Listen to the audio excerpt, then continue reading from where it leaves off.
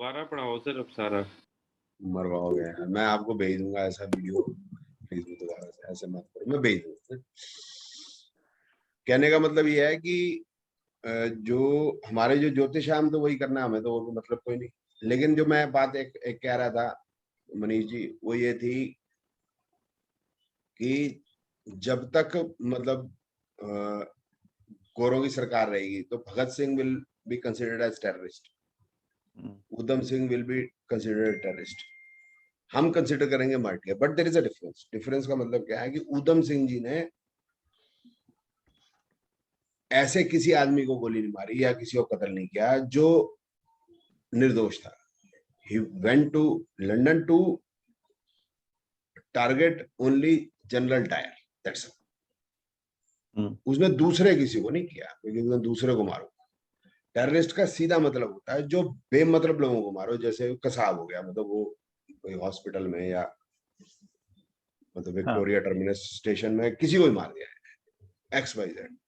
तो क्लैरिटी है बात की, ये नहीं है कि नॉन क्लियर है, बट वैसे बता रहा हूँ जनरल बात।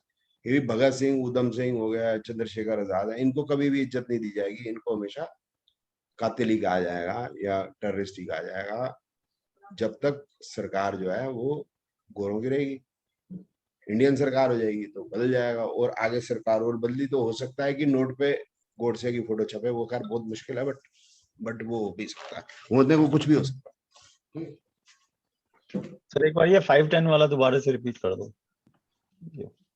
510 का कॉम्बिनेशन जो है, एक था कॉम्बिनेशन 2168, एक ये कॉम्बिनेशन है 510। इसका मैं जवाब नहीं दे सकता आपको, बट दिस इज जवाब नहीं दे सकता why it is determination, but this is determination. नहीं वही नहीं समझ में आया सर, 510 डिटर्मिनेशन कैसे करना है, मतलब इसका अप्लाई कैसे करना है? सर ये तो स्पिरिचुअलिटी का भी है। 510 जिस भी हाउस में मतलब जिसकी जन्म पत्री में है उस आदमी की डिटर्मिनेशन अधिक है। अब वो डिपेंड करेगा, अगर 510 जो है वो बुरे कॉम्बिनेशन के साथ है, जैसे 7-8-12 के साथ, ओके तो फिर डिटर्मिनेशन वो चेंज होगी, वो किस तरफ चलेगी बात है। अच्छा, स्ट्रॉन्ग विल पावर कह सकते हैं, राइट सर? हाँ हाँ, स्ट्रॉन्ग विल पावर। मैं डिटर्मिनेशन वैसे ले रहा था कि स्पिरिचुअलिटी इज स्ट्रॉन्ग मतलब विल पावर, उसमें स्ट्रॉन्ग विल पावर चाहिए। बड़ा मुश्किल है सर जी, माया से बचना बड़ा टफ है। माया से आदमी बचेगा तभी डिटर्मिनेशन होगा। जैन साहब आप तो मेरे से बेहतर जानते हो, सिर्फ एक जैन धर्म ऐसा, रिलीजन सॉरी गलती हो, जैन धर्म ऐसा है जिसके अंदर हमने कई बार अखबार में ऐसे पढ़ा है तो हम देख के हैरान होते हैं भी ऐसे कि जो करोड़ोंपति है और एकदम से वो वानप्रस्थ आश्रम में रहता है, सब कुछ हो, ही सरेंडर्स ऑल हिज मनी। मतलब कमाल की बात है, मतलब ये डिटर्मिनेशन चाहिए सर इसके लिए। मजाक की बात नहीं कि जो आदमी इतनी सुख सुविधा में रहता हो वो एकदम से छोड़ दे। हम सोच नहीं सकते भी अब बरसात का मौसम है, बड़ा उमस वाला पीरियड है, एसी होना चाहिए, होता है ना एसी। कुछ नहीं, मस्त है, इट्स वेरी टफ। मतलब एक बार एसी का स्वाद लेने के बाद, जब तक हमें नहीं पता था मनीष जी, मुझे आपका आइडिया नहीं कितनी एज है हमारी, तो ये था कि वो एक काले रंग का पंखा होता था, पखा कहते थे, पखा, टेबल फैन। तो मतलब बड़े ध्यान से स्विच दबाते थे, करंट मारता था, आवाज। हाँ जी, सिन्नी का समथिंग, सिन्नी राइट? तो ब्रांड ही बता दिया, ठीक है सर एक बात बताएंगे सर? हाँ सर वो होता है ना जो मुल्क दुश्मन लोग होते हैं, जिसे देशद्रोही कहते हैं हिंदी में, वो पता चल सकता है? नहीं सर, मालूम नहीं, कांग्रेसी कहाँ से ढूंढूं सब बड़ा मुश्किल है बताना। वो ऐसे कोई सोचा नहीं, आपका क्वेश्चन तो बड़ा सही है, बट ऐसा मैंने सोचा नहीं सर, सोचूंगा सर। अब ऐसे आएगा कोई नहीं, वैसे हमारे मतलब डेली रूटीन का काम नहीं है, बट क्यूरियोसिटी से तो आपका क्वेश्चन ठीक। इसके बाद हमारा क्वेश्चन आ गया जो लिटिगेशन होता है उसके रीजन, मतलब किस वजह से, रीजंस क्या है, ठीक है।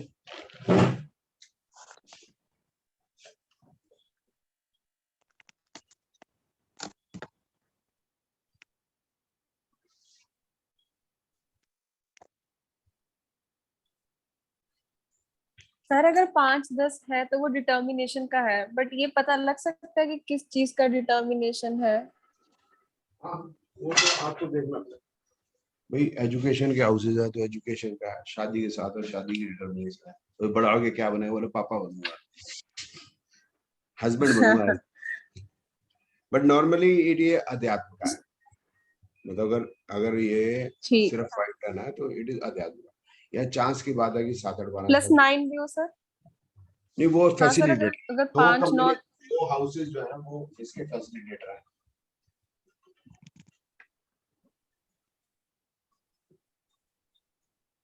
ये सर फैसिलिटेटर आपने मेरा जवाब नहीं दिया था उस क्वेश्चन का, क्योंकि स्वामी विवेकानंद जी का भी 5-10 है और इंदिरा हाँ गांधी का भी 5-10 है, तो आपने उसमें विल पावर बताया और उनमें स्पिरिचुअलिटी बताई है, हाँ, तो ये विल कैसे पावर पता लगेगा मतलब? उसके साथ 7-8 12 होगा ना। ये जो मतलब जो ठीक है, इंदिरा ठीक गांधी होगी उसका 7-8 12 वो थोड़ा सा और इसको मतलब जो मैं अभी एस्ट्रोलॉजी में एक्सप्लेन नहीं कर सकता, बट डिटर्मिनेशन तो पक्की होगी। अब इंदिरा गांधी में डिटर्मिनेशन बहुत थी। वो आप पता नहीं, आपकी कौन पूछ रहा है, पारुल? नहीं, कौन पूछ रहा है, रूपाली से। है? रूपाली। इसका ना डिटर्मिनेशन बहुत थी। तुम छोटी है, तेरे को पता नहीं। वैसे इंदिरा गांधी के अगेंस्ट कोई बोलता है, काट उसको खत्म कर देती है। खत्म का मतलब समझती है? मर्डर, मार मार देती। दे, हाँ। हाँ, मार। अच्छा, पता चलता, सबसे पहले ही पता होता है ये मर जाए, मार देगी। और कुछ दिन बाद में मर जाता हम्म। है। और कोई ड्रामा होता है जिससे मर जाता है। सबसे बड़ा होता है, सबसे बड़ा एग्जाम्पल था सुंदर डॉक्टर का, उसको मार दिया था इसने। खैर चलो, फिर तो पुरानी बात। अब ये हो गया कि रीजन फॉर लिटिगेशन, ये हो गया मैरिटल।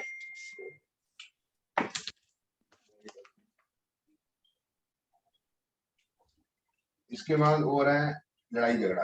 जैसे एक मर्डर भी है। ब्लैक बोर्ड पे रिफ्लेक्शन पड़ रहा है लाइट का। हाँ, वो 1 मिनट में करता हूँ, 1 मिनट में। सॉरी।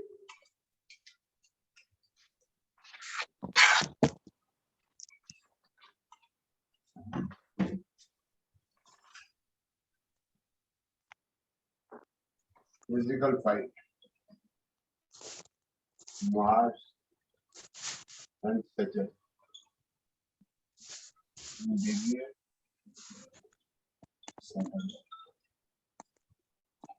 स्कैटर्ड, बिल्कुल क्लियर कट सादर बनाएंगे। स्कैटर्ड और Mars Sachan, murder, Sachan, Mars.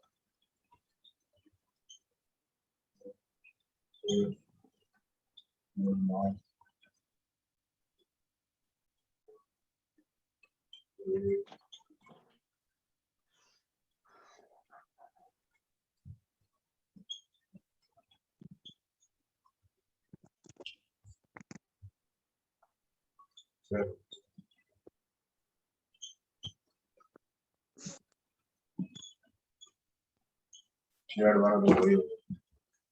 6 Lord Sachan plus 6 Lord property matters.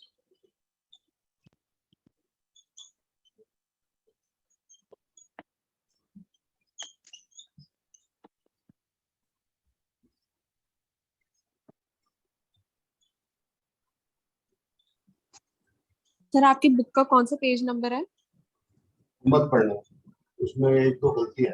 नहीं सर। एक आध गलती है, वो बार बार ठीक नहीं हो पाती, पता नहीं क्यों जाता हूँ जब प्रिंटिंग में। ठीक है सर। वैसे है 39, इंग्लिश का 39। ये है प्रॉपर्टी मैटर्स 4-6-8-12 या 4-7-8-12। Multiple 1 in date of birth, ये समझने वाली बात। Multiple 1 in date of birth का मतलब हो गया, जैसे इंदिरा गांधी है। इंदिरा गांधी की क्या डेट ऑफ बर्थ है? 19 नवंबर। 19 नवंबर 1917। ठीक है ना? ये बड़े सारे 1 दिख रहे हैं। हाँ जी।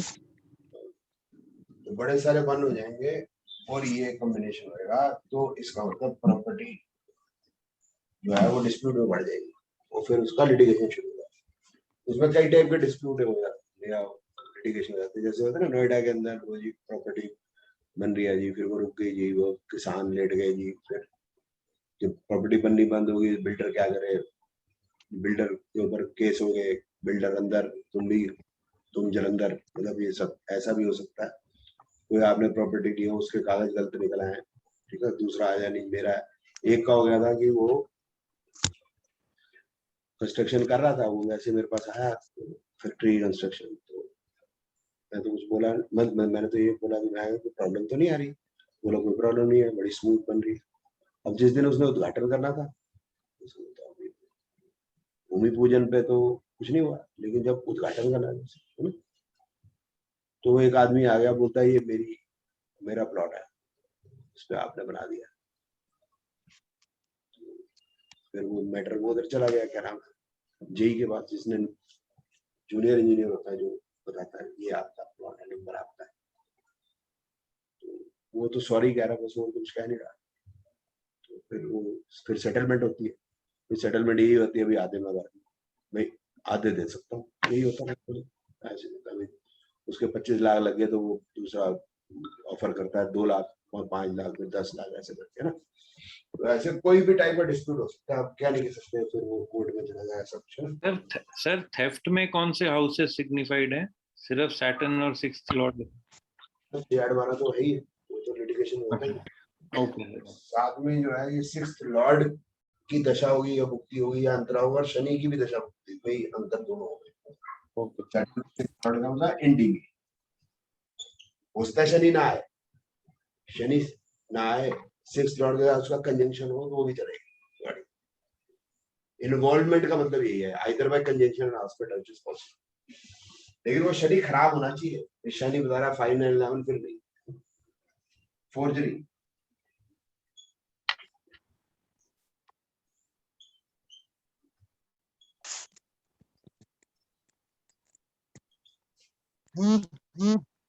embezzlement,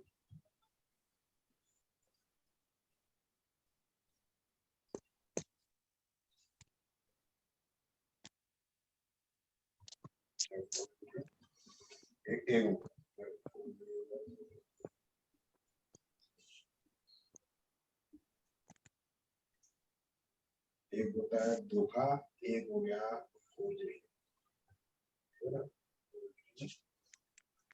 धोखा उसको धोखा चीटिंग है।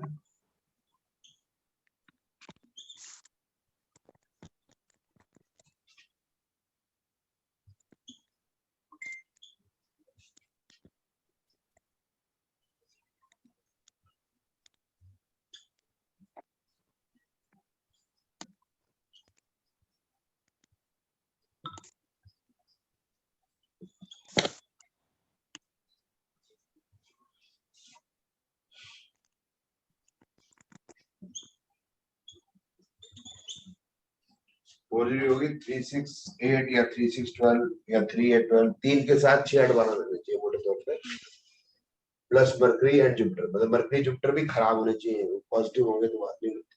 बाकी राकेश में से एक तो होगा ही ओवर लिटिगेशन। चीटिंग में नेपच्यून भी साथ में देखना पड़ेगा, 1 3 5 7 8 12। और क्या रीजंस हो सकते हैं या कॉजेज हो सकते हैं लिटिगेशन?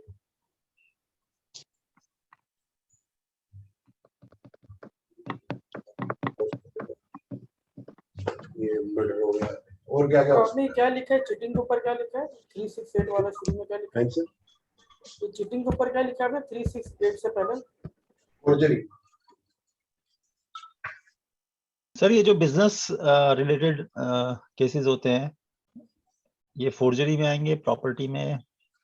फोर्जरी में आएंगे सर जी, चीटिंग में चेक आएंगे डिसऑनर, या चीटिंग में आएंगे, check dishonour, check sir, dishonour. अगर ऐसी कंडीशन हो कि फॉर एग्जांपल मदर या फादर की डेथ हो गई है, अब उसकी प्रॉपर्टी है, बच्चों में बंटनी है, तो वो केस अब डालता है, वकील के पास जाता है, तो वो केस वो किस चीज कंडीशन में आएगी? तो प्रॉपर्टी है नहीं जो माँ बाप की, नहीं दोबारा बता रहा, माँ बाप की क्या होगी प्रॉब्लम आ गई, ओ सॉरी डेथ होगी, फिर क्या हुआ? जी फादर की फॉर एग्जाम्पल डेथ हो गई है, ठीक है, अब फादर की 2 प्रॉपर्टी है और कुछ बैंक में पैसा है। अब बैंक में जितना ही पैसा वो डिसीज मार्क हो गया है और प्रॉपर्टी जो है वो भी फादर के नाम पे। अब वो अगर बच्चों को लेनी है, ठीक है, म्यूचुअल अंडरस्टैंडिंग के साथ, कोई वो नहीं है, या फिर ये सोच लिया बच्चों ने कि माँ के हवाले सारी चीजें कर देंगे, तो वो केस अगर अब डालता है बंदा, फॉर एग्जाम्पल जनवरी में डालता है, तो वो किस तरह पता चलेगा कि इन्होंने केस डाला है और कब तक चलेगा ये सारी चीजें, या वो किस कैटेगरी में आएंगी? सर कब तक चलेगा तो नहीं बता सकते, वो तो हिंदुस्तान में पॉसिबल नहीं है, पाकिस्तान का मुझे पता नहीं। तो सर वो सेम ही है। वो तो मैं बता ही नहीं सकता सर, वो तो मैंने पहले भी रिक्वेस्ट की। मैं पढ़ा रहा हूँ चंडीगढ़ में, ये बात को हो गए 7-8 साल। तो जैसे आपकी एज का हो, आप 82 83 ऐसे आपकी बर्थ, जी जी। तो मैंने कहा मेरा केस चल रहा है 12 साल हो गए, वो मेरा आज भी चल रहा है, मतलब 20 साल हो गए, मतलब 20 नहीं 18 साल हो गए। तो वो बोल रहा है सर मेरा तो 85 से चल रहा है। तो मैं कहा तेरा 85 से कैसे चल सकता है, 1985 से। वो तो 1985 से सर, हमारा तो 1885 से चल रहा है।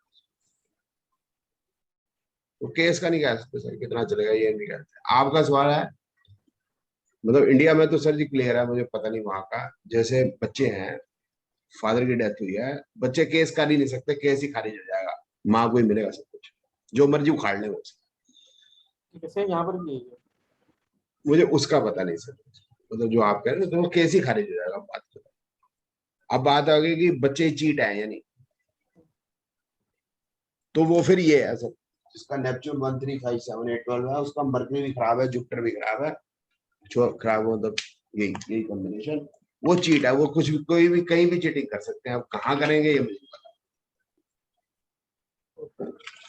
सर जैसे ये रेप का आपने लिखा 7 8 12 प्लस वीनस, तो वीनस डीबीए में होना चाहिए, वीनस Same. डीबीए में होना चाहिए, उसके अंदर साधन होना चाहिए।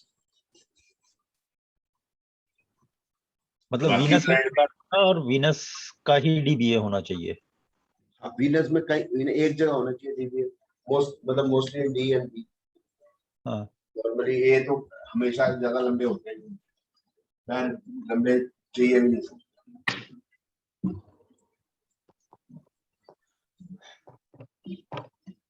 सर लास्ट टाइम एक क्वेश्चन था कि लिटिगेशन हम करेंगे या हमारे ऊपर होगा? हाँ, ये सर बड़ा टफ वाला काम है, ठीक है ना।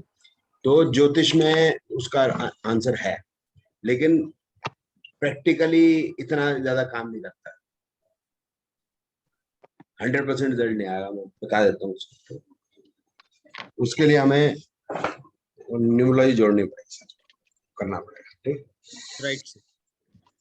ये जैसे एग्जांपल हो गया, जैसे ये हो गया, जैसे इसका मार्स, और मतलब जो हमने सिर्फ असेंडेंट लॉर्ड देखना सर, या असेंडेंट में प्लैनेट। मैं फिर रिपीट करता हूँ, हम करने क्या जा रहे हैं कि हम ये देखने जा रहे हैं कि वो कल्प्रिट है या नहीं।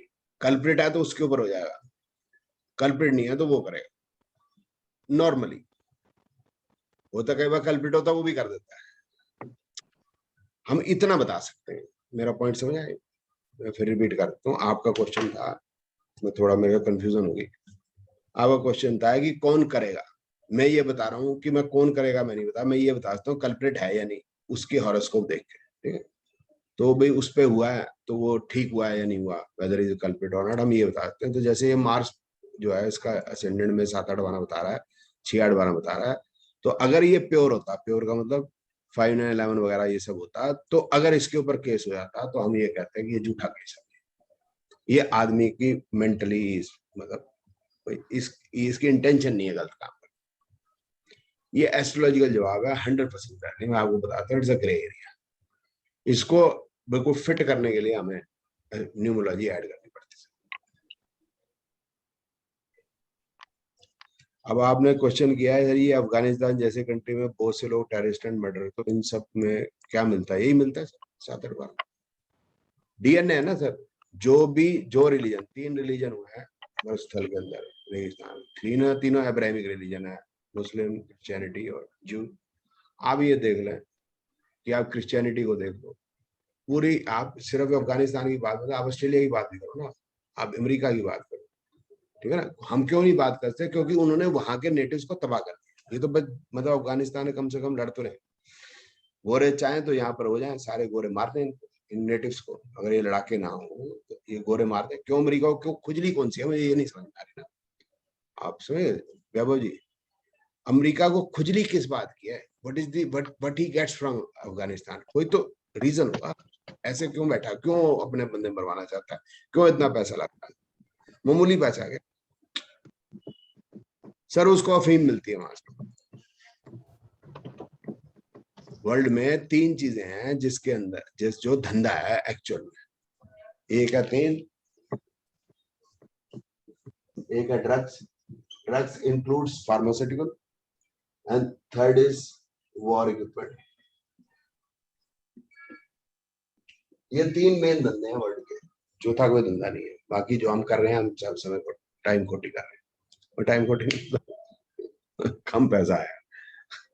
यहीं से बनेगा बाद में कौन बनेगा करोड़पति। ठीक है, एक आईटी साथ में जरूर है, एप्पल शैपल, बट वो मतलब ज्यादा नहीं है। मेन जो आईटी तो हो गया, वर्चुअल वर्ल्ड हो गया ना, ये हो गया मेन वर्ल्ड आपका। एक तेल, एक ड्रग्स और एक वॉर इक्विपमेंट।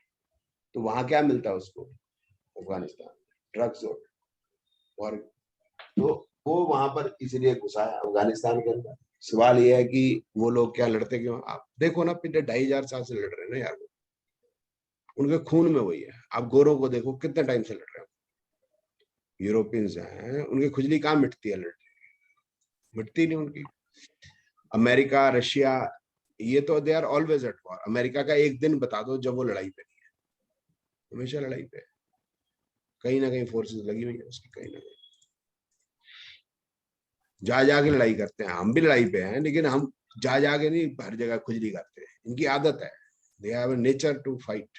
अगर इनको नहीं लड़ाई होती तो इनके रोटी नहीं बचती। वो जो कहता था ना, क्या नाम है, मसल नहीं। कंट्री जो है वो लड़ाई पे ही होनी चाहिए, लड़ाई पे नहीं है तो वो तरक्की नहीं कर सकती। ये उसका क्या नाम था, मसल नहीं, इटालियन, ठीक है ना। वो भी रोमन है, रोमन भी कोई मतलब जो अच्छे लोग तो नहीं माने गए मतलब हिस्ट्री के अंदर। मुझे पता नहीं, मैंने तो लिखी नहीं हिस्ट्री। जी सर। सर मर्डर का पामिस्ट्री से भी बता दो। नहीं, पामिस्ट्री में पढ़ा नहीं रहा। ये आपने कहा था कि उसका भी पता चल जाता है। और बड़ी सारी चीजें ऐसे नहीं, पामिस्ट्री तो बड़ा मुश्किल है सरकार की, कैसे पढ़ाऊंगा? सॉफ्टनेस ऑफ हैंड, हार्डनेस, मोटा पतला, ये इंप्रेशंस, सपलनेस ऑफ द अंगूठा, स्किन का टेक्सचर, बड़ी सारी चीजें हैं। वो शुरू कर दोगे असली रहेगी भाई खड्डे के अंदर। एक पढ़ लें, फिर न्यूमोलॉजी पढ़ लें, फिर वही पढ़ा दूंगा जब पढ़ोगे। हर एक साइंस में कुछ प्रोज एंड कॉन्स हैं, वही बदल जाएंगे। अब वैभव जी क्या बता रहे थे आप? क्या you I didn't know that, क्या नहीं यू डिडंट नो दैट?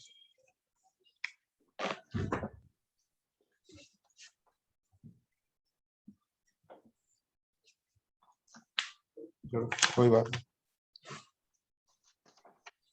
अच्छा, नहीं तो सर देखो ना सर जी, लड़ाई वहां कर रहे हैं, किसको पकड़ने गए थे?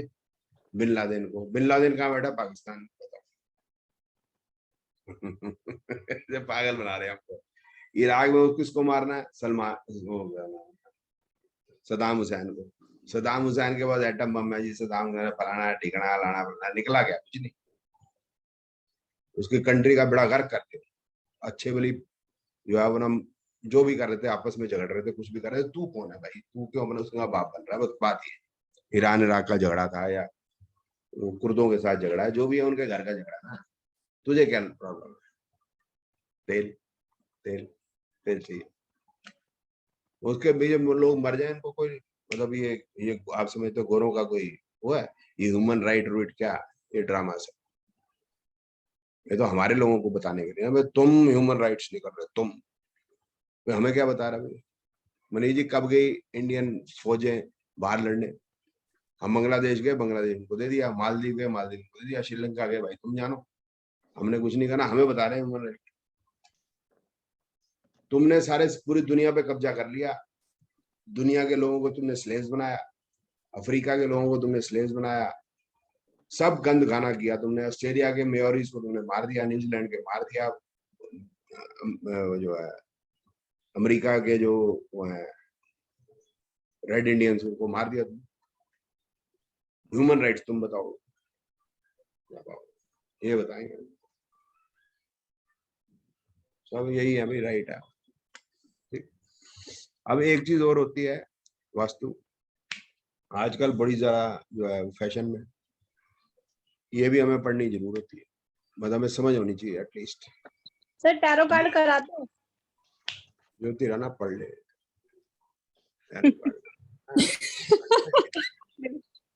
पढ़ ले तो मैं कह रही हूँ सर, जो तेरा ना पढ़ ले। टैरो कार्ड मुझे आता है, वेस्टर्न वाला तो मुझे आता नहीं, मैंने किया नहीं, अच्छा है, गुड फॉर प्रेडिक्शन, बट मुझे आता है। वास्तु कर लेते हैं, ये बहुत ज्यादा फैशन में, पैसा बहुत मिलता है इसके अंदर। हमारे पास लोग आते हैं तो वो जरूर पूछते हैं कि भाई डायरेक्शन घर की कौन सी होनी चाहिए, क्या होनी चाहिए, हमें पता होना चाहिए। अगर हमें नहीं पता है तो फिर उनको लगता है कि यार इसको कुछ पता ही नहीं है। हमें पता तो होना चाहिए, हम उसको क्या एडवाइस दें बात अलग है, वो मैं आप पे छोड़ता हूँ, लेकिन हमें पता होना चाहिए। ये वास्तु जो है पिछले कोई 15 साल से मशहूर हुई। 2005 से इंडिया के अंदर प्रॉपर्टी बूम करने लगी। 2005 से थोड़ी थोड़ी बूम कर रही थी, 2009 के बाद कमाल हो गया, 2011 तक सारे रिकॉर्ड तोड़ दिए। अब भी बूम कर रही है। 2009 के बाद से, रादर 2005 से कह सकते हैं वैसे, लेकिन 2009 के बाद से जो सबर्बन जो टाउन्स हैं वो बहुत ज्यादा तरक्की किए हैं। मतलब जैसे बॉम्बे हो गया तो न्यू बॉम्बे, दिल्ली हो गया तो गुड़गांव, नोएडा, इसके अंदर प्रॉपर्टीज है थाए। अब इसके अंदर पैसा बहुत है प्रॉपर्टी के अंदर, तो ये वास्तु आइटम निकल आई नहीं, तो लोग आगे भाई हम भी कमाए, सब अपने तरीके ढूंढते हैं कमाने के। तो वास्तु को समझ लेते हैं, वास्तु है क्या। ठीक है,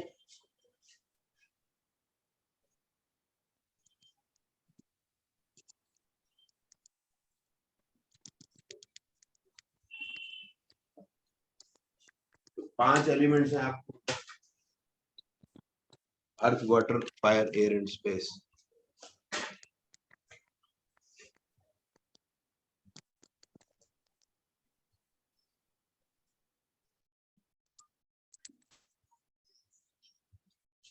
जब हम कंस्ट्रक्शन करते हैं तो ये अर्धी एलिमेंट तो लगी जाते हैं, सरिया, ब्रिक्स, रेता, रोड़ी, ये तो लगी जाते हैं, ये अर्धी एलिमेंट। स्पेस तो हर जगह है, घर के अंदर सारा स्पेस होता है, मतलब रूम है, रूम के अंदर बेड है, बेड है तो आसपास स्पेस है, ड्राइंग रूम है, लिविंग रूम हो गया, तो जैसे मेज कुर्सियां पड़ी हैं, बाकी जगह तो स्पेस ही स्पेस है, वो सब स्पेस है। मैं प्रॉपर्टी के जब कंस्ट्रक्ट होगी उसी के अंदर की बात कर रहा हूँ जहाँ घर में हम रह रहे हैं। बाथरूम में हम नहाते हैं, बाथरूम तो खाली होता है, स्पेस ही स्पेस। तो स्पेस पे तो हमें बात नहीं करनी, हमें बात करनी है अब वाटर, फायर एंड एयर पे, ये हमें बैलेंस करना है। जब भी इनकी बैलेंसिंग टूटती है तो परेशानी आती है। सबसे ज्यादा वाटर कहाँ पर मिलेगा? घर के अंदर। ज्योति बताओ, सबसे ज्यादा पानी कहाँ पर होता है? कपड़े कहाँ धुलते हैं? Water tank. वाटर टैंक हो गया, वाटर टैंक तो ऊपर हो गया, हम नीचे मतलब जहाँ रहते हैं घर में सबसे ज्यादा पानी जो है वो बाथरूम के अंदर, मेरे कहने का मतलब है कि वो फैलेगा। और तू मतलब कपड़े कहाँ धोती है Jyoti Rana? Washing machine. Washing machine में होती है क्या? ठीक है, वॉशिंग मशीन किचन में होती है, बड़ी होती है, कहाँ होती है? ये बाथरूम ना जहाँ नहाते। इनका घर बड़ा है तो वो पीछे वेड़े में भी करते हैं, पहले जैसे घर बड़े हुआ करते थे तो पीछे खुले में करते थे, धोते थे, बर्तन भी पीछे खुले में धो लेते थे, किचन में नहीं धोते थे। अब तो क्या जगह इतनी नहीं है तो फिर वॉशिंग मशीन में धो लिए या बाथरूम में धो लिए ना। और नहाती भी बाथरूम में है या किचन में नहाती है? नहीं, बाथरूम में। बाथरूम में नहाती है, किचन में नहीं नहाती। तो बाथरूम में इसका मतलब जो है पानी बहुत फैलेगा। तो अगर बाथरूम ड्राई नहीं होगा तो क्या होगा ज्योति राना? तो उसमें काई जम जाएगी, फिसलन होगी,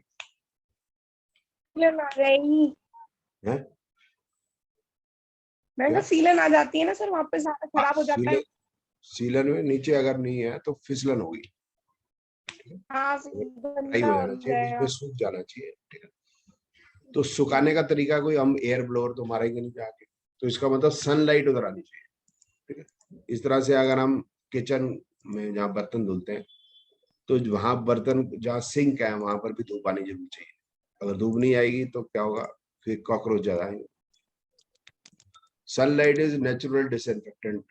आपको फिनाइल की या जो मतलब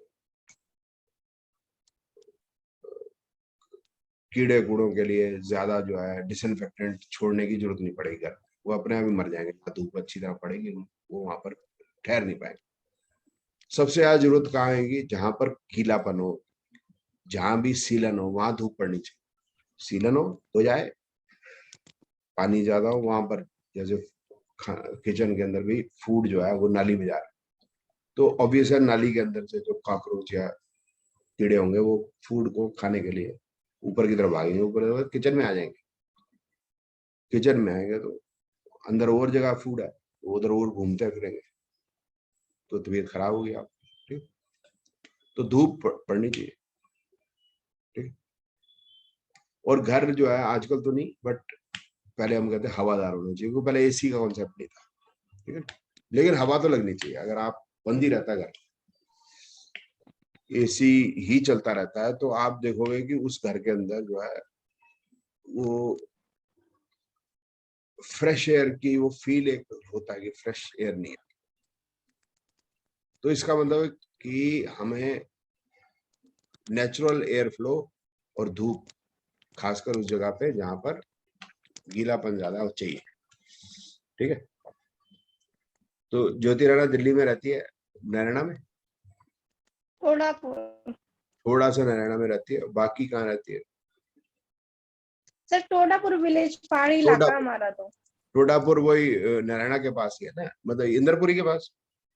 हाँ हाँ, पूरी दिल्ली का चलान यही कटता है जी, क्या ट्रैफिक पुलिस का ऑफिस है, हेड ऑफिस ट्रैफिक पुलिस का जहाँ चलान कटता है वहां पर रहती है ज्योति राणा, वहां रहती है।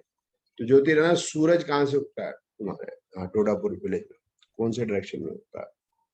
नॉर्थ में, साउथ में? ये तो देखा नहीं, हमारा मेन ईस्ट में है। अच्छा, ईस्ट में। सर्दियों में कहाँ से उगता है? सर्दियों में सूरज कहाँ से उगेगा, ईस्ट से उगता है, सूरज तो ईस्ट से उगता है। और गर्मियों में? सर हर मौसम में वहीं पे उगेगा।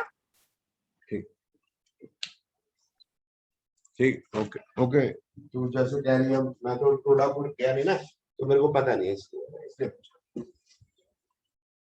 ठीक है, आ जाना कभी। ठीक है, तो सुबह हुआ सूरज उग रहा है।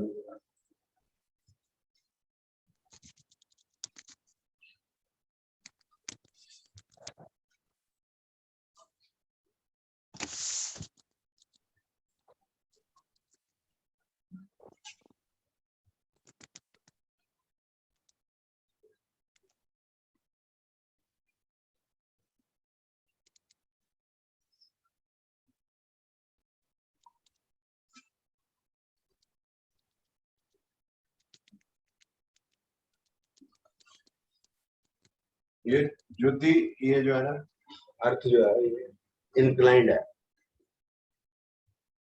टुवर्ड्स द सन, ठीक है ना, 23.25 डिग्री जो है इंक्लाइंड। तो टोडापुर में ये जो डेट है, दिस इज 21 जून, टोडापुर में रहती है, दोपहर के 12 बजे। बहुत बड़ा दिन होता है ना, बहुत बड़ा दिन होता है ना 21 जून। हाँ, वो सबसे बड़ा दिन होता है। ये नॉर्दर्न हेमिस्फीयर है, ये सदर्न हेमिस्फीयर है। Jyoti Rana Todapur 28 degree 39 minutes latitude में बैठी है दोपहर को 12 बजे। छत पे चढ़ेगी तो उसके सिर के ऊपर बिल्कुल सन आ जाएगा, बिल्कुल टॉप पे सिर। ज्योति राणा आगे 28 डिग्री 39 मिनट सदर्न हेमिस्फीयर में कोई खड़ा है तो सिर पे नहीं आएगा। ये जो मैंने ये लाइन लगाई है, इसका मतलब ये है कि अर्थ जो है अपनी सेंटर से ग्रेविटेशनल पुल खींच रही है, तो इसका जो सिरा है उसकी डायरेक्शन इधर होगी, तो सन की लाइट जो है वो आप सीधी नहीं पड़ रही, थोड़ी इंक्लाइन पड़ रही है, क्योंकि इसका सिर इधर है, तो सन की लाइट जो है इंक्लाइन पड़ रही है, सीधी नहीं पड़ रही, नहीं पढ़ रही। तो सदर्न हेमिस्फीयर में इस समय पे जैसे ऑस्ट्रेलिया हो गया, उधर ठंड है, सर्दी है, हमारे यहाँ गर्मी है, उल्टा हाँ। गर्मी होती है तो यहाँ सर्दी, वहाँ गर्मी तो यहाँ सर्दी, ठीक। तो यहाँ 21 जून सबसे बड़ा दिन है, वहाँ सबसे बड़ी रात। हमारा सबसे बड़ा दिन देखो, ये नाइट टाइम, ठीक है, वहां पर इतना डे है और इतनी नाइट है। अब हम दूसरा चले जाते हैं, ये 21 जून है, ये 21 दिसंबर का है, 6 महीने के बाद।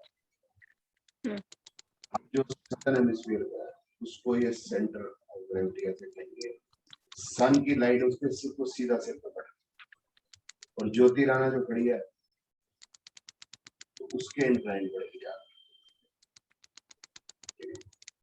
तो यहाँ समर्स हो जाएंगे और नॉर्दर्न हेमिस्फीयर में विंटर्स हो जाएंगे। अब ये जो है कि सन की डायरेक्शन चेंज है, यहाँ सीधे सिर पर पड़ रही थी, इंक्लाइन पड़ेगी, क्यों? क्योंकि सन शिफ्ट हो गया,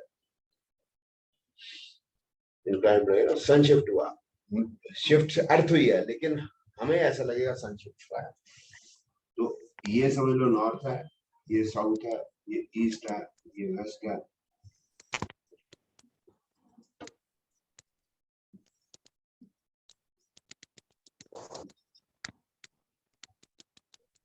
तो जब सर्दियां हैं नॉर्दर्न हेमिस्फीयर में साउथ ईस्ट से साउथ वेस्ट में सन छुप जाएगा, छोटे होते नहीं, साउथ ईस्ट से हो गया, साउथ वेस्ट में छुप जाएगा। अब ये हो गया तेरा 21 दिसंबर, जैसे 21 मार्च आएगी, ईस्ट से हो गया, वेस्ट से छुप जाएगा, 12 घंटे का दिन, 12 घंटे के बाद। तो जैसे 21 जून होगा, नॉर्थ ईस्ट से होगा, नॉर्थ वेस्ट में छुपे, लंबे हो गए, दिन लंबा हो गया। तो आज सन देख लियो और 2 महीने बाद देख लियो, चेक कर लो, वो शिफ्ट नजर आएगा, तो एक दिन में तो पता चलेगा नहीं, कई दिन के बाद पता चलेगा, 2 महीने में तो क्लियर बन जाएगा, पहले यहाँ से हो रहा था, अब थोड़ा सा शिफ्ट हो, ऐसे उसे होता रहेगा, नॉर्थ ईस्ट से साउथ ईस्ट, ऐसे नॉर्थ ईस्ट से साउथ ईस्ट, मतलब जो है उसका राइज होने का टाइम, नॉर्थ ईस्ट में कब उगेगा? गर्मियों में, साउथ ईस्ट में सर्दियों में, उसकी डायरेक्शन चेंज होती है। अब तू समझ गई कि तेरी जो है बाथरूम की और किचन की किस तरफ होनी चाहिए? सर नॉर्थ ईस्ट में, नॉर्थ ईस्ट में होगी तो धूप पड़ेगी, वो तो चला जाएगा, नॉर्थ ईस्ट में होगा और फिर वो तो चला जाएगा, सुबह सुबह जब उगेगा तो ही होगा, और सर्दियों में तो नहीं पड़ेगी, सर्दियों में तो साउथ ईस्ट में चला, साउथ ईस्ट से होगा और साउथ ईस्ट में चुक जाएगा, तो सर्दियों में तो धूप पड़ेगी नहीं, सर्दियों में, और सर्दियों में ही चाहिए, गर्मियों में तो बहुत है। तो साउथ ईस्ट में होना चाहिए, जहाँ भी पानी है जैसे, तो वो साउथ। एक मिनट,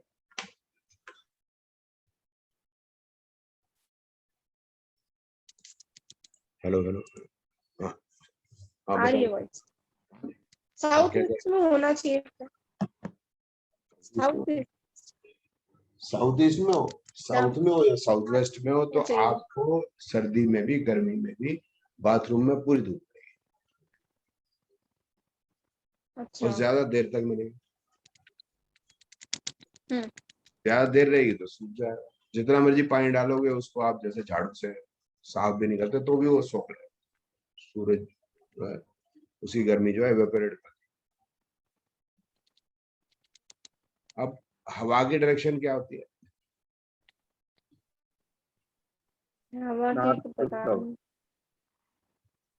नॉर्थ से साउथ सर, ईस्ट से वेस्ट, नॉर्थ से साउथ होती है, ठीक है। हम पहले इंडिया की बात करेंगे, फिर हम जो है बाहर की बात करेंगे, ठीक।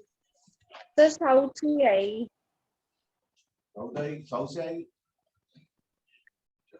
मॉनसून भी वहीं से आता है ना। मानसून साउथ से आता है, ठीक ईस्ट वेस्ट होती है जब बारिश होती है। है ना। ये गांव में नहीं रहते ना सर, ये शहर में रहते हैं, तो उनको पता नहीं होता। वो जो पिक्चर है, पिक्चर का नाम है उपकार। उपकार का एक गाना है, उपकार के गाने के अंदर मनोज कुमार है और एक है दिलीप कुमार की बीवी। दिलीप कुमार की बीवी का नाम है सायरा बानो। दिखाऊं? वास्तु कहाँ से आ गई, समझ नहीं आता।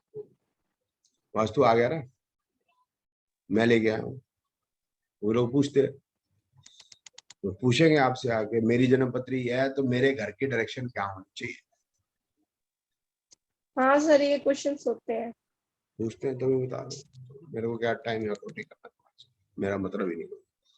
आगे चलो, तो पूछते हैं हम, पूछते हैं तो आप बोले मुझे तो पता नहीं, वास्तु वाले से पूछ। तो आपको पता तो होना चाहिए, मैं ये कह रहा हूँ।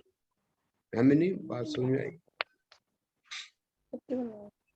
जो भी वो सवाल पूछे आपके पास जवाब होना चाहिए, नहीं होगा जवाब तो मजा नहीं आएगा बात। ठीक है ना। तो अब वो हमें जो है कि वो सायरा बानो पे कंसंट्रेट करना। सायरा बानो किसकी बीवी है? दिलीप कुमार। तो सायरा बानो की तरफ चलते हैं हम।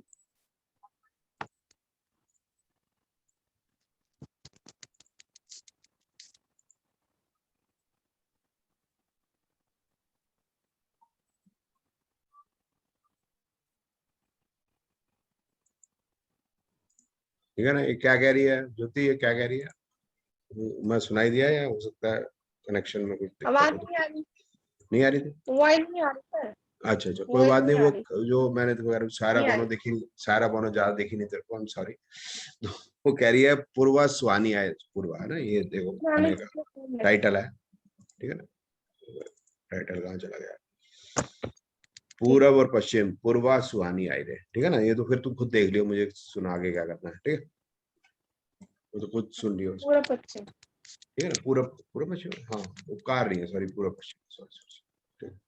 तो ये है मतलब पूर्वा सुहानी आई रे कह रही है। तो सुहानी क्यों कह रही है, पूर्वा क्यों कह रही है, ठीक है। तो तू गांव में जाएगी तो तेरे को पता चलेगा कि पूरब एक से होती है, आई हवा। एक होती है पूर्वा, एक होती है पछवा, जो आम हमारे शब्द है। पूर्वा पछवा, पूर्वा सुहानी आती है और पछवा हमेशा ड्राई आती है, उसको सुहानी नहीं। सुहानी का मतलब है it is coming with humidity, it is containing water. सर्दियों की गर्मियों की हवा होती है ना, सुन ले, गर्मियों की हवा होती है। गर्मियों की बात सुन।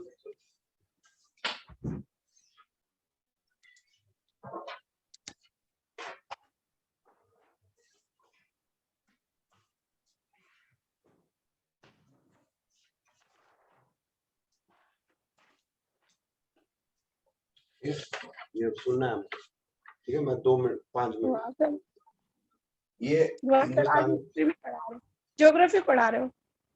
नहीं वो समझनी पड़ेगी ना, वास्तु के लिए समझनी पड़ेगी, अदरवाइज कैसे पता चलेगा हवा कहाँ से आ रही है, खिड़की कहाँ से हाँ देगी? हाँ, ये जहाँ हवा आई वहीं से खिड़की दो। ठीक है। हवा ही नहीं रही, खिड़की दे रहे हो, कोई मतलब नहीं ना उस चीज का। ये सदर्न मोस्ट पार्ट हो गया हमारा, ये राजस्थान और ये पंजाब, ये सबसे गर्म पार्ट है हमारा। सबसे गर्म कौन? चुरू, जयपुर में चुरू, सॉरी राजस्थान में चुरू। पंजाब में सबसे गर्म है अमृतसर, टेम्परेचर का कितना चला जाता है? 50 डिग्री। बर्फ हाथ में रखेगी बिल्कुल पिघल जाएगी एकदम से, ठीक है। आमलेट बाहर रखेगी, वो सॉरी आमलेट, अंडा रखेगी, आमलेट बन जाएगा, बिल्कुल गर्मी हो गया टॉप गर्मी।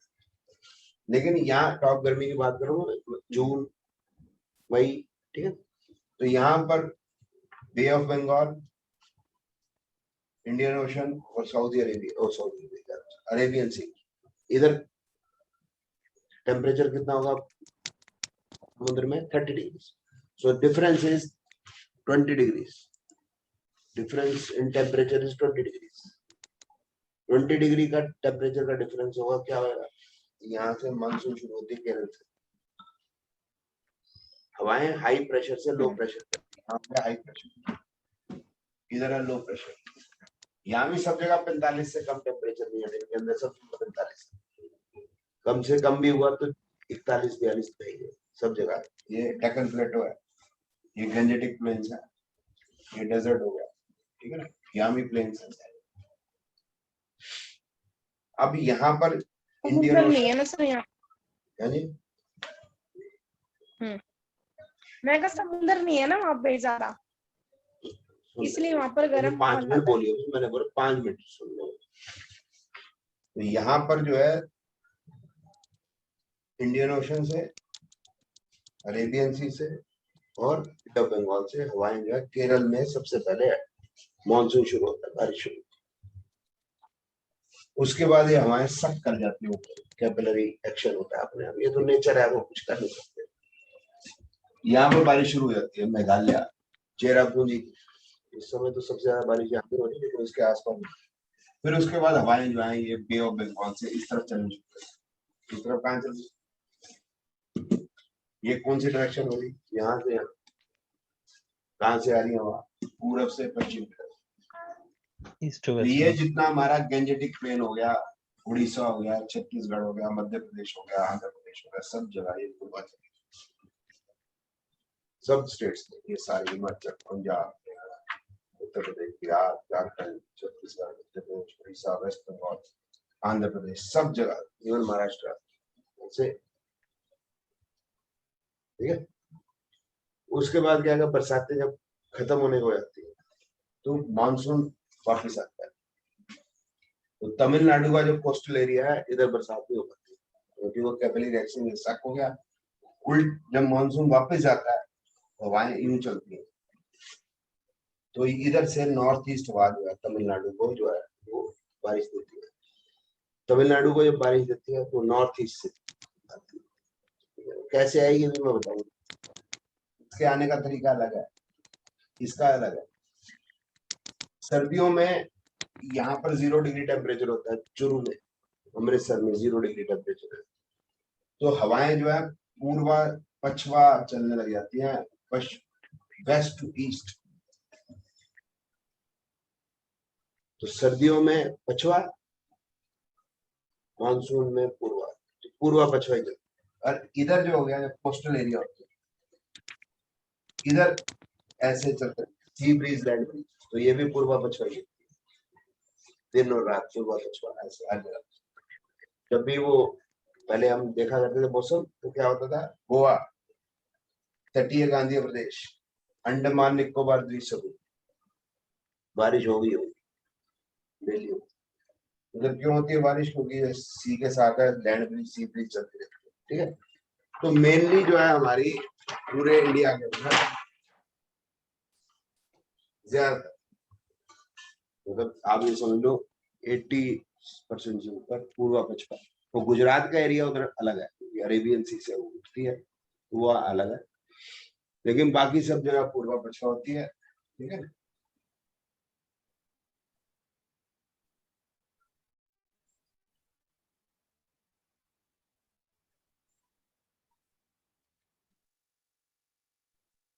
ये रफ सा नक्शा, वाओ, रफ सा नक्शा, वाओ क्या बेकार सा, बेकार सा समझाने के लिए भाई, इतना सा से पढ़ा रहा हूँ।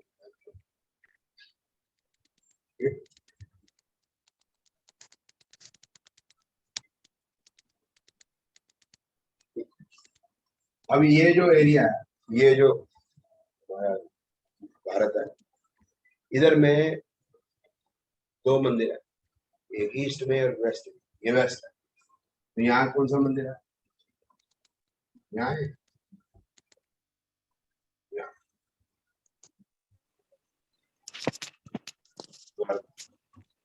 यहाँ उड़ीसा में मंदिर है, क्या नाम है उसका, जगन्नाथ जी ठीक कह रहे थे।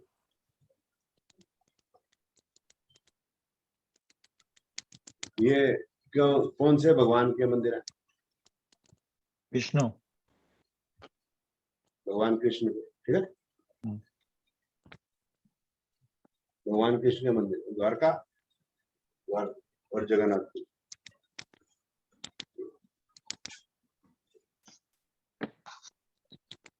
रामचंद्र जी कहां से कहां गए थे? नॉर्थ से साउथ।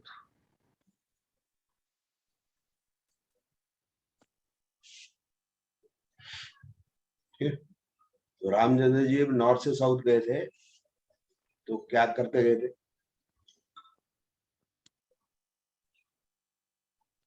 तीर चलाते हुए गए थे। असुरों का संहार करते गए। वापस आए तो कैसे आए थे? पुष्पक विमान पुष्पक विमान पे आए थे, साइलेंटली। तो जब भी साउथ से हवा ऊपर चलेगी साइलेंट चलेगी, पता ही नहीं चलेगा। नॉर्दर्न डिस्टर्बेंस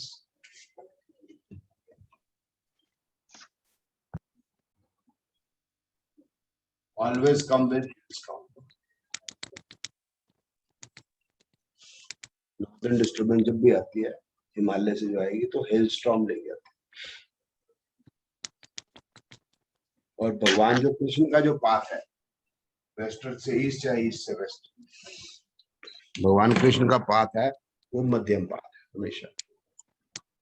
उन्होंने कभी नहीं कहा कि नहीं आप जो है वो करो तप करो एक टांग पे करो, ऐसा कुछ नहीं कहा, मध्यम मार्ग। तो ये हमारे जो पुस्तकों में भी लिखा, ये लिखा नहीं है वैसे, बट इन्फ्रेंस ड्रॉ हो जाता है।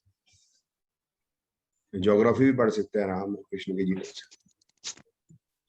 ठीक है, कि हवा की जो गति होगी वो क्या होगा। सोमनाथ से सर यहाँ पड़ जाता है साउथ में, द्वारका ऊपर हो जाती है, ठीक है ना। सोमनाथ वो उसका मंदिर हो गया ना भगवान शिव का, है ना। द्वारकाधीश ऊपर है नॉर्थ में, ठीक है। तो जब भी नॉर्दर्न डिस्टर्बेंस है वो ओला लेके आएगी, ईस्टर्न वेस्टर्ली वो ठीक आएगी। तो हमें खिड़की दरवाजे जो है वो ईस्टर्ली वेस्टर्ली होने चाहिए, तो हमारा घर हवादार रहेगा, नहीं तो घर के अंदर हवा नहीं आएगी। ये हमारा इन्फ्लुएंस होगा। धूप भी पता चल गई हमको और हवा की डायरेक्शन पता चलेगी, ठीक है ना। अभी आगे करते हैं 5 मिनट ब्रेक, 5 मिनट है।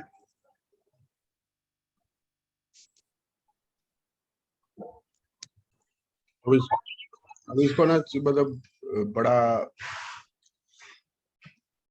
क्या नाम है, ब्रॉडली समझते हैं, कोशिश करते हैं कि अगर हमारा जो एंट्रेंस है, क्वेश्चन यही होता है कि हमारी एंट्रेंस जो है वो नॉर्थ से है, साउथ से है, ईस्ट से है, वेस्ट से है, तो हमारे लिए ठीक है या नहीं, हमारी जन्मपत्री के लिए ठीक है या नहीं। घर में रहने का जन्मपत्री से कोई लेना देना मुझे पता नहीं। अगर ऐसा कुछ होता तो जैसे अब्दुल कलाम है, जिस घर में पैदा हुए सारे अनपढ़, वो आदमी पता नहीं कैसे पढ़ गया, तो इसका मतलब वास्तु का तो कोई असर हुआ नहीं। अब जिस घर में मोदी रहता है उसी घर में मनमोहन सिंह रहता है, और उसी घर में मनमोहन सिंह रहता है। दोनों के काम करने का तरीका ऑलटुगेदर डिफरेंट। मैं ये नहीं कहता कौन अच्छा बुरे की बात है, दोनों काम करने का तरीका बिल्कुल altogether different. So it is about brain. Brain is connected to individual horoscope. It has nothing to do with where you are living. तो रहने का असर तो पड़ेगा, कहाँ रह रहे हो आप, लेकिन उससे आपकी सोच में टोटली डिफरेंट हो जाए, उसकी जिंदगी आपकी बिल्कुल बदल जाए, ऐसा नहीं। कूल्हे की हड्डी आपकी टूट सकती है जब आपका बाथरूम नॉर्थ में होगा, तो धूप नहीं आएगी। तो आप अगर बुढ़े हो गए हो तो आपकी हिप बोन टूटने की संभावना बढ़ेगी, क्योंकि वहां काई जम जाएगी, तो फिर आप फिसलोगे टूटोगे जरूर। वो तो बात समझ में आ गई, लेकिन इससे जिंदगी कैसे बदल जाएगी, जिस तरह से मतलब जो वास्तु वाले बोलते हैं, वो तो मुझे लगता नहीं कि ऐसा, ठीक है। अब वापस आते हैं क्वेश्चन, वो होता है कि भाई हमारा घर की एंट्रेंस या जो हमें घर मिल रहा है उसकी एंट्रेंस इस तरह का है। सब फ्लैट में भी have very less possibilities sometimes, we see that. पर फ्लैट्स में ये बड़ा अच्छा करते हैं कि 3 साइड ओपन कर देते हैं। जो आर्किटेक्ट है वो इस तरह से कर देता है कि वो 3 साइड ओपन हो जाता है। इधर कमरा है, उधर किचन है, इधर बाथरूम और कमरा है, तो काफी जगहें जो है उसमें लाइट आने लगे। वो ऊपर हैंग कर रहा है, वो तो कहीं से भी खोल सकता है। वो चलो अलग बात होगी। अब हम देखते हैं कि जैसे एक एग्जांपल लेते हैं कि डायरेक्शन जो है ईस्टर्न है, ईस्टर्न ही लेते हैं, नॉर्थ ईस्ट ले लेते हैं कि यहाँ से एंट्रेंस, या तो यहाँ से एंट्रेंस या यहाँ से एंट्रेंस। अगर ऐसे एंट्रेंस दरवाजा है तो कैसा रहेगा? अगर एंट्रेंस यहाँ से तो मोस्ट मतलब ज्यादातर केस ये रहेगा कि हम इस जगह को खाली छोड़ेंगे ताकि कमरों में घुसने की ये जगह मिले। बड़ा बेसिक सा नक्शा बना रहा हूँ, हजारों नक्शों से समझाने के लिए सिर्फ। तो यहाँ लॉबी हो जाएगी और ये समझ लो रूम्स हो गए। अब आप देखो कौन सी ऐसा रूम होगा जिसको धूप और हवा नहीं मिलेगी, कौन सी ऐसी डायरेक्शन होगी जिसमें धूप और हवा नहीं मिलेगी? वो ये भी जो है तो थोड़ी सी क्वेश्चन मार्क है। इसको धूप मैक्सिमम मिलेगी, मैक्सिमम सन।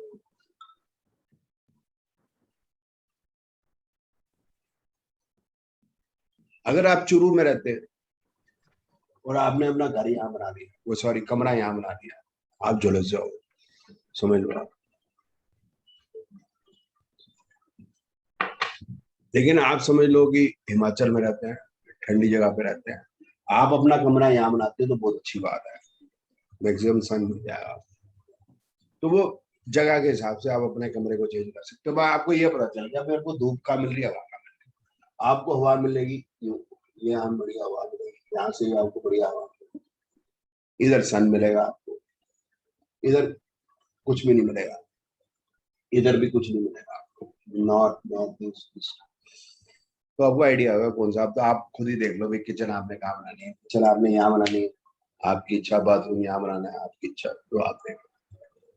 तो सर फिर वास्तु में नॉर्थ ईस्ट को इतना अच्छा डायरेक्शन क्यों माना जाता है, जबकि वहां पर कोई एयर क्योंकि वहां ना नहीं है, धूप होती है ना हवा होती है। तो फिर क्यों, मतलब इसलिए best- कहते पूजा का स्थान है, स्टडी के लिए पूजा का अच्छा स्थान है ना, भगवान को नहीं चाहिए ना वो धूप और हवा, हमको चाहिए ना। तो भगवान को ऐसी जगह पे लगा देते हैं, मूर्ति है पड़ी रहेगी। सर वो नॉर्थ ईस्ट को भाग्य बोलते हैं ना, कि भाग्य की दिशा है नॉर्थ ईस्ट। आवाज नहीं आ रही तेरी। सर नॉर्थ ईस्ट को बोलते हैं ना भाग्य की दिशा है, भाग्य की दिशा, कि हाँ नॉर्थ तो ईस्ट पूजा एंटर होना होगी ना, चाहिए। तो भाग्य की देह से एंटर होगी, सब कुछ बढ़िया। सिर्फ एक रूम ऐसा हो गया स्टोर रूम जहाँ पर धूप हवा नहीं आ रही, बाकी तो सब जगह मोटा मोटा सब कुछ मिल ही रहा है, मोटा मोटा। सर लेकिन जिनके घरों में धूप नहीं आती है, सपोज किसी का फर्स्ट फ्लोर है और वहां पे धूप ही नहीं आती, तो धूप से क्या मतलब है? फिर धूप आएगी, उनके घर ही ऐसे बने हुए हैं कि उनके घर में धूप आ ही नहीं सकती। सर जैसे हमारे घर में धूप आती ही नहीं है, तो फिर अब हमारा चाहे नॉर्थ ईस्ट हो चाहे साउथ ईस्ट हो, कुछ भी हो। मेरे राजे मैं तो बता रहा हूँ ना, अब आपने घर ऐसी जगह पे बना लिया जहाँ धूप आनी नहीं, चारों तरफ से मतलब 10-15 मंजिल है, चारों तरफ से घेर रखा है, बीच में आपने घर बनाना है, आपने कसम खा ली, तो मैं कुछ नहीं कर सकता। बार जरूरी यही जगह खरीदनी है, या बाई चांस ऐसा हो जाता है ये पुरानी जगहें होती है जहाँ, तो फिर कहीं कहीं भी मकान बन जाते हैं तो आस पड़ोस के लोग ऊंची ऊंची बना लेते हैं, आप भी तो कस के, तो उसका तो मेरे पास राजे को मतलब कोई चारा नहीं है ना। बट मैं तो आपका कॉन्सेप्ट समझा रहा हूँ, ये धूप मिलनी चाहिए। अगर आपको धूप नहीं मिलती है, आपका घर ऐसी जगह पे है, तो इसका मतलब है कि आपको फिनाइल ज्यादा खर्चनी पड़ेगी। आपको अगर शरीर को धूप नहीं लगे तो आपको स्किन की प्रॉब्लम भी होगी। छोटे छोटे मकोड़े हो जाते हैं, छोटे छोटे जो कीड़े होते हैं ना, वो हो जाते हैं। वही तो तेरे को बोल रहा हूँ, तो फिनाइल ज्यादा खर्चनी पड़ेगा, क्या मतलब, वही तो बोल रहा हूँ। और वो पीछा नहीं छोड़ेगा। फर्क पड़ता है। हाँ जी सर मैं फिर अगर रूम्स में धूप आती है तो ये अच्छा होता है क्या, मतलब ये अच्छी चीज होती है अगर आपके रूम्स में धूप आते हैं? सर जी, आप रहते हो पाकिस्तान में, मैं रहता हूँ इंडिया के अंदर। कनाडा वालों से पूछो ये धूप होता क्या, वो बताएंगे आप। यूरोपियन से जाके पूछो धूप होता क्या है, वो धूप सन बाथ लेते हैं। सैटरडे और संडे को गर्मियों के अंदर वो बीच पे लेटे होते हैं नंगे पूरे शरीर को धूप लगनी चाहिए, मर रहे होते हैं उसके लिए, क्योंकि हमें मिल रही है फ्री की और बहुत मिल रही है, तो हमें उसका वो नहीं मालूम क्या नाम इम्पोर्टेंस। सर डिप्रेशन हो जाता है, सुसाइड कर लेते हैं, सुसाइड कर लेते हैं सर, धूप नहीं दिखती। आप ये देखो सर्दियों के अंदर 60 डिग्री जैसे हो गया लेटीट्यूड, समझे, एडमिंटन हो गया, कैलगरी हो गया, 4 या 5 घंटे दिन दिखेगा, धूप नहीं दिखेगी, दिन दिखेगा, धूप नहीं दिखेगी, मतलब लाइट दिखेगी, धूप नहीं दिखेगी।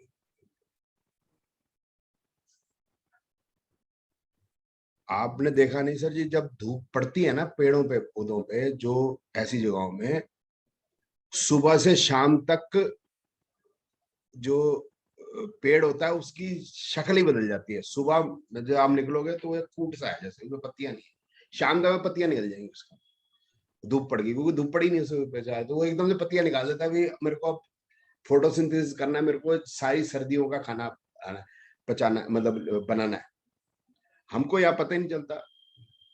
वी डोंट अंडरस्टैंड कि धूप होता क्या, वही अगर शरीर पे ना लगे बड़ी मुसीबत है।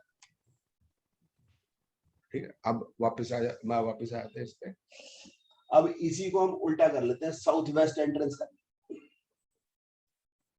हमने पहले बिल्कुल नॉर्थ ईस्ट एंट्रेंस की थी, अब इसको साउथ वेस्ट एंट्रेंस कर लेते हैं।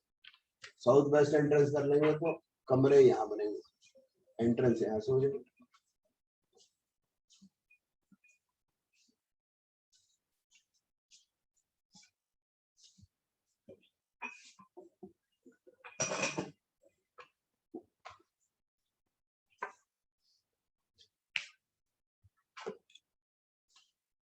अब जहां मैंने कांटा लगाया है इसका मतलब ये जगह है कि जहां पर ना धूप आएगी ना हवा आएगी, कभी भी नहीं आएगी, सर्दियों में भी नहीं आएगी। आ जाए आधे घंटे के लिए तो बात लगा, ऐसे नहीं आएगी। तो इसका मतलब हो गया साउथ वेस्ट एंट्रेंस जो है वो फर्स्ट होगी।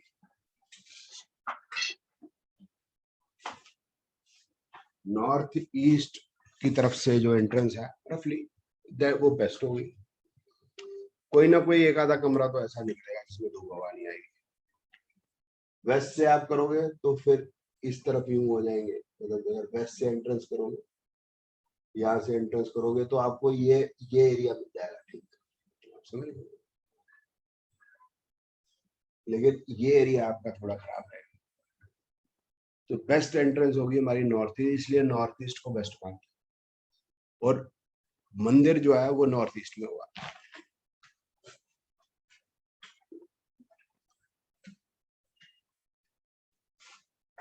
मंदिर नॉर्थ ईस्ट में क्यों आएगा?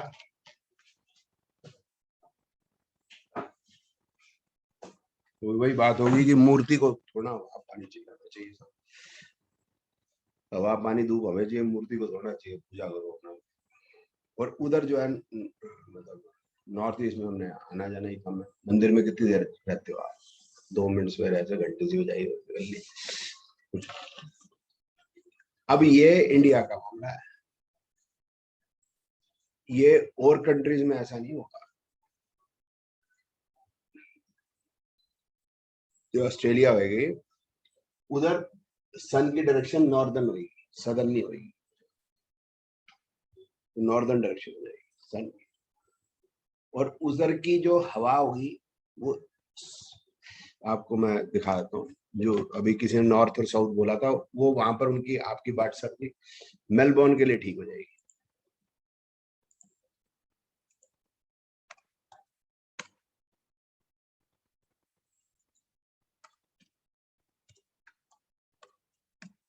तो सब जगह की वास्तु अलग हो जाएगी।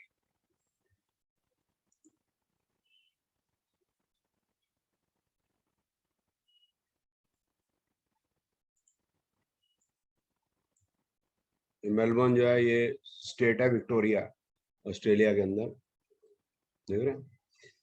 तो ये हो गई मेलबोर्न।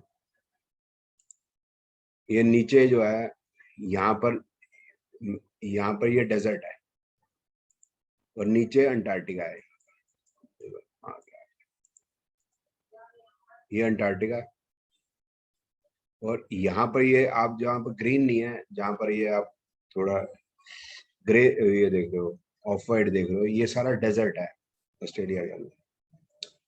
और इसको आप देखोगे मेलबोर्न जो है वो ऐसे तिकोना सा बना हुआ है। अब देख रहे तिकोना का मैं आपको बना के दिखाता हूँ क्या मेरा कहने। मेलबोर्न ऐसे हो गया,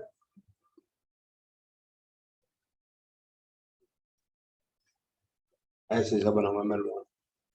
इधर जो है टेम्परेचर -25, -30, -40, इधर +50 डिग्री सेल्सियस। डिफरेंस क्या हो गया? 80 डिग्री का डिफरेंस। तो मेलबोर्न में एक तो ऐसे चलेंगी हवाएं,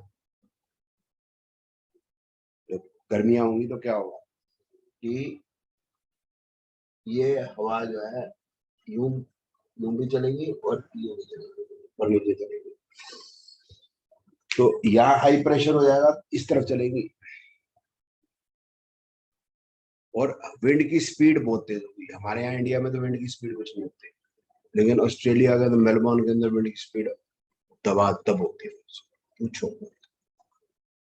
मतलब 30 से 40 की तो चलती रहती है, मतलब km/h एवरी टाइम मोर और लेस इन मेलबोर्न। लेकिन जो डायरेक्शन होगी वो नॉर्थ एंड साउथ होगी। तो हर जगह की अलग होगी, फ्लोरिडा की अलग होगी, मतलब यूएसए में अलग होगी, फलानी जगह अलग होगी, ढिकानी जगह अलग होगी। लेकिन सन की जो होगी नॉर्दर्न हेमिस्फीयर की वही होगी, सदर्न हेमिस्फीयर की उल्टी हो जाएगी भाई। जैसे ईस्ट से वेस्ट हम सदर्न की तरफ से जाते हैं नॉर्थर्न हेमिस्फीयर में, वो ईस्ट टू वेस्ट नॉर्दर्न की तरफ से जाएंगे, बस ये बात। अब आपको उसी तरीके से अपने घर को डिजाइन करना पड़ेगा कि भाई मैंने कौन सा कमरा कहाँ रखना है। आपको सिर खपाने की जरूरत नहीं है, आर्किटेक्ट जानते हैं, आपको सिर खपाने। बट आपको कॉन्सेप्ट समझ में आ गया कि भाई कमरे की खिड़की किस तरफ होनी चाहिए, ये सब उसका रीजन समझ में आ गया। रीजन समझाना थे मैं, रीजन आपको समझ में आया। सर मैं डिस्टर्ब कर लूं 1 मिनट? जी सर प्लीज ललित जी बोलिए। Sir we won the gold. और congratulations, congratulations sir, congratulations sir, first gold for India. Congratulations to मतलब इंडिया ना। Yes, sir. Neeraj Chopra, sir, 87.58 meters, sir. No one was near 86 the second. Great, congratulation. Proud Indians. First ever Olympic gold. नहीं, वो निशानेबाजी में वो ले आया था। हाँ सर, for in athletics। हाँ जी, बिंद्रा लाया था। Yes. ठीक है ललित जी, आपने बताया गोल्ड का। हाँ जी सर, हाँ जी। सर एक तो मिठाई देता हूँ। Thank you sir. सबको लगा वर्चुअली कर सकते हैं। Right sir, thank you. ठीक है ना सर। ये डंडा है मेरे पास सर जी, 2 बातें। Gold, congratulations.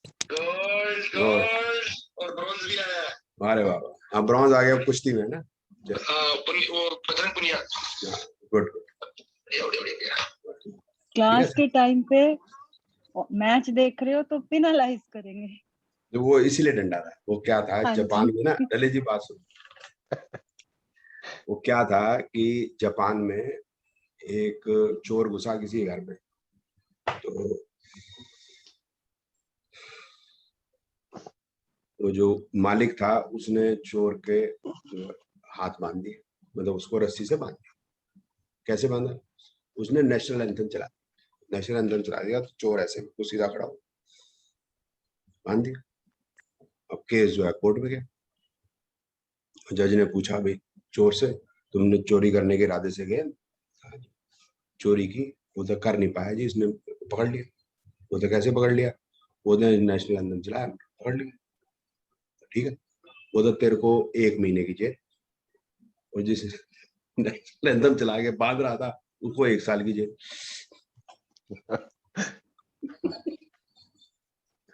तो आपका भी यही करना पड़े। आपने बड़ा अच्छा काम किया, चोर को पकड़ा। आपने बड़ा अच्छा काम किया, गोल्ड बताया हमको, हमारा दिल खुश किया। लेकिन तुम कहाँ थे क्लास के अंदर, तुम ध्यान वहां दे रहे हो। ठीक सर मैं यहीं पर हूँ सर। सर ये तो गूगल अंकल का कमाल है सर, और मैसेज जो आ जाते हैं व्हाट्सएप के ऊपर पॉपअप हो जाता है। अभी Yes, मेरा हुआ नहीं पॉपअप, अभी आ जाएगा पॉपअप। तो मेरे आता रहता है। ये 3 राशियां जो हैं ये बनेंगे अच्छे हस्बैंड।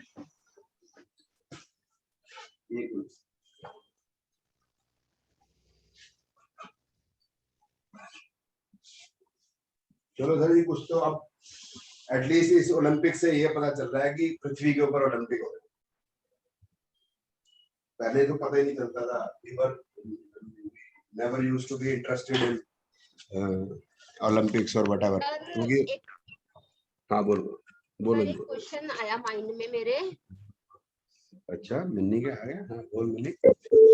वो अभी आपने बताया था ना कि ऑस्ट्रेलिया में हर चीज उल्टी हो जाती है, तो सर जैसे हम डायरेक्शन वाइज मौसम, हाँ तो सर जैसे कि बताते हैं ना कि जब हम सोते हैं तो हमारा जो सर होता है वो नहीं, वो वैसे ही रहेगा। वो आकर वो वैसे ही रहेगा कि हमारा सर जो है नॉर्थ की डायरेक्शन में नहीं होना चाहिए। जो मैग्नेटिक, मेरा क्वेश्चन सर ये है कि जैसे कि साउथ की तरफ सिर रखना चाहिए और नॉर्थ की तरफ पैर होने चाहिए, हम ये मानते हैं, तो यही रूल हम क्या ऑस्ट्रेलिया में फॉलो करते हैं? अगर कोई ऑस्ट्रेलिया हमारे पास आ जाता है वही रहेगा, और वो वाला रूल वही रहेगा। अच्छा, और जैसे ईस्ट फेसिंग हमारी अच्छी होती है, ईस्ट फेसिंग, तो वहां पे भी हम ईस्ट फेसिंग अच्छा बोलेंगे? नहीं, सूरज तो वहां भी ईस्ट से उगता है। अच्छा, क्योंकि अर्थ की रोटेशन तो बराबर है, सिर्फ वो सन की डायरेक्शन बदल जाएगी because of the inclination, that's all, inclination to the earth. ठीक है, तो वही बदलती है, और कोई मतलब नहीं है। ठीक है ना। पहले जितनी भी बातें होती रही या विज्ञान होता रहा, वो पहले उसको पता नहीं था कि भाई साउथ भी है ना, क्योंकि लोग आए नहीं थे साउथ की तरफ। पहले तो ये समझते थे जमीन ऐसी है, चपटी है। अब कुरान में देख लो तो जमीन चपटी है, और पहाड़ जो है पेपर वेट की तरह रखे गए हैं ताकि जो जमीन उड़ ना जाए, और अल्लाह ऊपर बैठा है। अब जो ऑस्ट्रेलिया में रह रहा है मुसलमान, उसका अल्लाह नीचे बैठा है, तो इस अर्थ जो है बीच में है। ये तो कॉन्सेप्ट आप समझ में आया ना। हमारा तो पुराना कॉन्सेप्ट है कि भाई जो भगवान नारायण का जो अवतार है, जो यार अरुण यार, वो क्या कहते हैं उसको, जो अर्थ ऐसे उठा रखी है ऐसे, वराह अवतार। मैं एक्चुअली वो पिग बोलना नहीं चाह रहा था, शब्द अच्छा नहीं। तो वराह अवतार में क्या है कि वो जो अर्थ है वो राउंड है, तो जो वराह ने अर्थ वहां सर्कुलर दिखा रहे है ना, राउंड दिखा रहे। हमारे कॉन्सेप्ट तो क्लियर था, लेकिन जो अब्राहमिक कॉन्सेप्ट के अंदर कि वो बता रहे हैं कि वो सीधी है, और 6500 साल पहले अर्थ पैदा हुई है। तो 6500 साल पहले तो नहीं, करोड़ों करोड़ों हो गए। तुम्हारा तो पूरा काली कैलेंडर कंप्लीट हो जाता है इतनी, है ना। खैर एनीवे, उस पर हम नहीं जाते। तो वास्तु का आपको समझ में आ गई बात कि सर यही है, एक वो बता दो, वास्तु से हमारी किस्मत का कोई असर नहीं है कि हमारी किस्मत खराब हो रही है, हमारी जॉब नहीं लगेगी, हमारी बेटी की शादी नहीं होगी, हमारे घर वाले ऐसे हो जाएंगे, बच्चा पढ़ेगा नहीं, बच्चा किस डायरेक्शन में देख के पढ़े, इधर देख के पढ़े या उधर देख के पढ़े, उसका कोई अर्थ नहीं है। सारे बच्चे टीचर को देख के एक ही डायरेक्शन में पढ़ते हैं। सर वो ना एक ना रिक्वेस्ट है सर, जो पिछली बारी क्लास में बोला था ना कि एक कुंडली दे देंगे, डेट ऑफ बर्थ मतलब आप ब्लैक बोर्ड पे जैसे लिखवा देंगे तो सब बच्चे ना जैसे काम करके आएंगे। सर कहूंगी देखिए आप तो ना पूरे गुरु हैं, आप तो फटाफट कर देते हैं, तो आपको तो पूरी नॉलेज है सब्जेक्ट की, तो हमें भी तो कुछ जल्दी हम जैसे देखते हैं ना, जैसे आप नंबर्स बोलते हैं, क्योंकि आप तो सर बहुत ही ज्यादा गुरु है, मतलब बहुत ही अच्छा है। मैं कोई गुरु शुरू नहीं भाई, तुम गलत, मेरे तुम्हारे वो होता है, गलत तुम कर रहे हो। तुम जो है तुम्हारा जो सर वो है, एक चीज वास्तु में समझा दो सर। तुम जो है नहीं एक मिनट ठहर जाना, तुम्हारी जो नियत में फर्क नजर आ रहा है। तो गुरुओं जो चक्कर जो है बड़ा गलत हो गया, गुरु सारे जेल जा रहे हैं। अब तुम मुझे गुरु बना रहे हो, मेरे को तुम्हारी नियत पे शक है। सर नहीं, वो वाले गुरु नहीं सर, वो वाले गुरु नहीं, रिस्पेक्ट वाले गुरु। गलत बात, मुझे सब पता है, कोई बात नहीं, मैं समझा दूंगा, तो चिंता ना कर। मैं सर कर ब्रह्म स्थान समझा दो, ब्रह्म स्थान। ब्रह्म स्थान कुछ नहीं होता।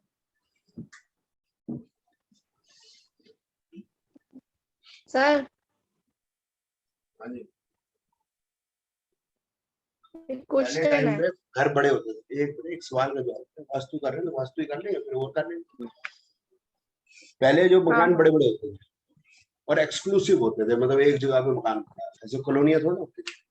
मतलब इतना बड़ा प्लॉट किसी ने खरीदा, मतलब सैकड़ों एकड़ का है, उसके बीच में एक टब्बर रह रहा है, 50 लोग एक ही घर में रह रहे, ऐसे होता है। आज भी आप काठमांडू में चले जाएंगे, घर चारों तरफ से खुला होता है, एक भी घर ऐसा नहीं है जो तीन तरफ से खुला हो, चारों तरफ से खुले काठमांडू में। Every house, not a single house is like that. ठीक है, उसमें मेथड क्या होता था कि ये ब्रह्म स्थान है, ये सेंटर पोर्शन, ठीक है, और ना इधर यहाँ खुला हो गया, ये आपके कमरे हो गए, ठीक है ना, आपने ये एंट्रेंस कर, ये आपके कमरे। Now you get sunlight from here, sunlight from here, from everywhere you get everything, सब कुछ मिल रहा है सब जगह से, ठीक है, ऐसे होता था। तो सेंटर इज कॉल्ड ब्रह्म स्थान, ठीक है, सेंटर को खोल दिया, समझे ब्रह्म स्थान में, मतलब सेंटर को ओपन कर दिया। ओपन करना बड़ा जरूरी है, कोई है इतना बड़ा कि अगर सेंटर को नहीं खोलेंगे तो ऊपर से धूप है। जैसे आप वो मॉल देखते हो ना, ऊपर सेंटर से खोलना पड़ता है उसको, देखो सनलाइट के लिए ऊपर से खोलते हैं उसको। मॉल को भी ऊपर डोम बनाया ताकि कुछ नेचुरल लाइट आए भाई। पर लेकिन आजकल इतनी जगह तो होती नहीं है कि हम ब्रह्म स्थान छोड़ें। अरे भाई वो कॉन्सेप्ट जो है ब्रह्म स्थान का दूसरा, आप ये बनाओ, जापान चल जाओ, जापान में जो भी बिल्डिंग होगी उसके सेंटर में, इसकी बात नहीं कर रहा मैं, बात डिफरेंट, उसके सेंटर में एक पिलर होगा ब्रह्म स्थान में। तो कॉन्सेप्ट ये है वास्तु का कि एक वास्तु पुरुष है,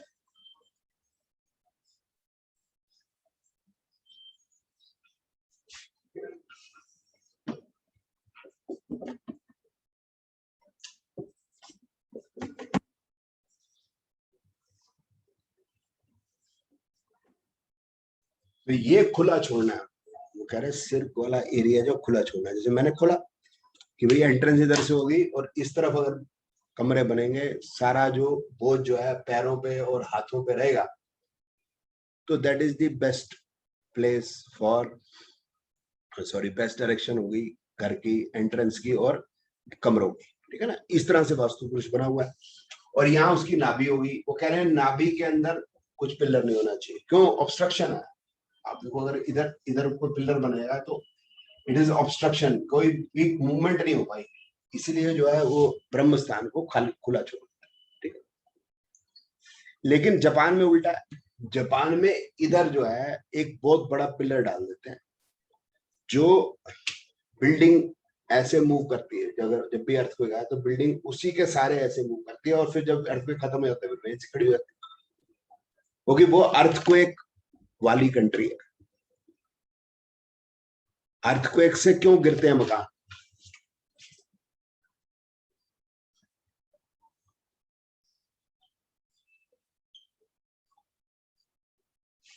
ये जो है समझ लो मकान है, अब ये पिलर है,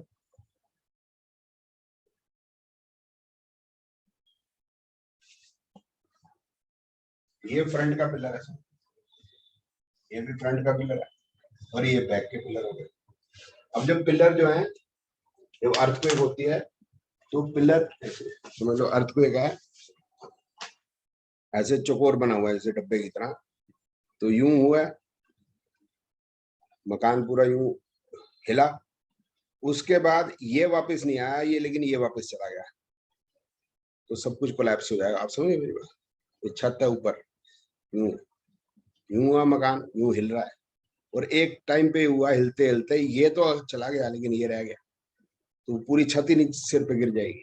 इसीलिए जापान के अंदर ऐसे क्यूबिक नहीं बनाते। यहाँ पर इंडिया में भी अब क्या होना ना, कहना कि इसको बांध देते हैं।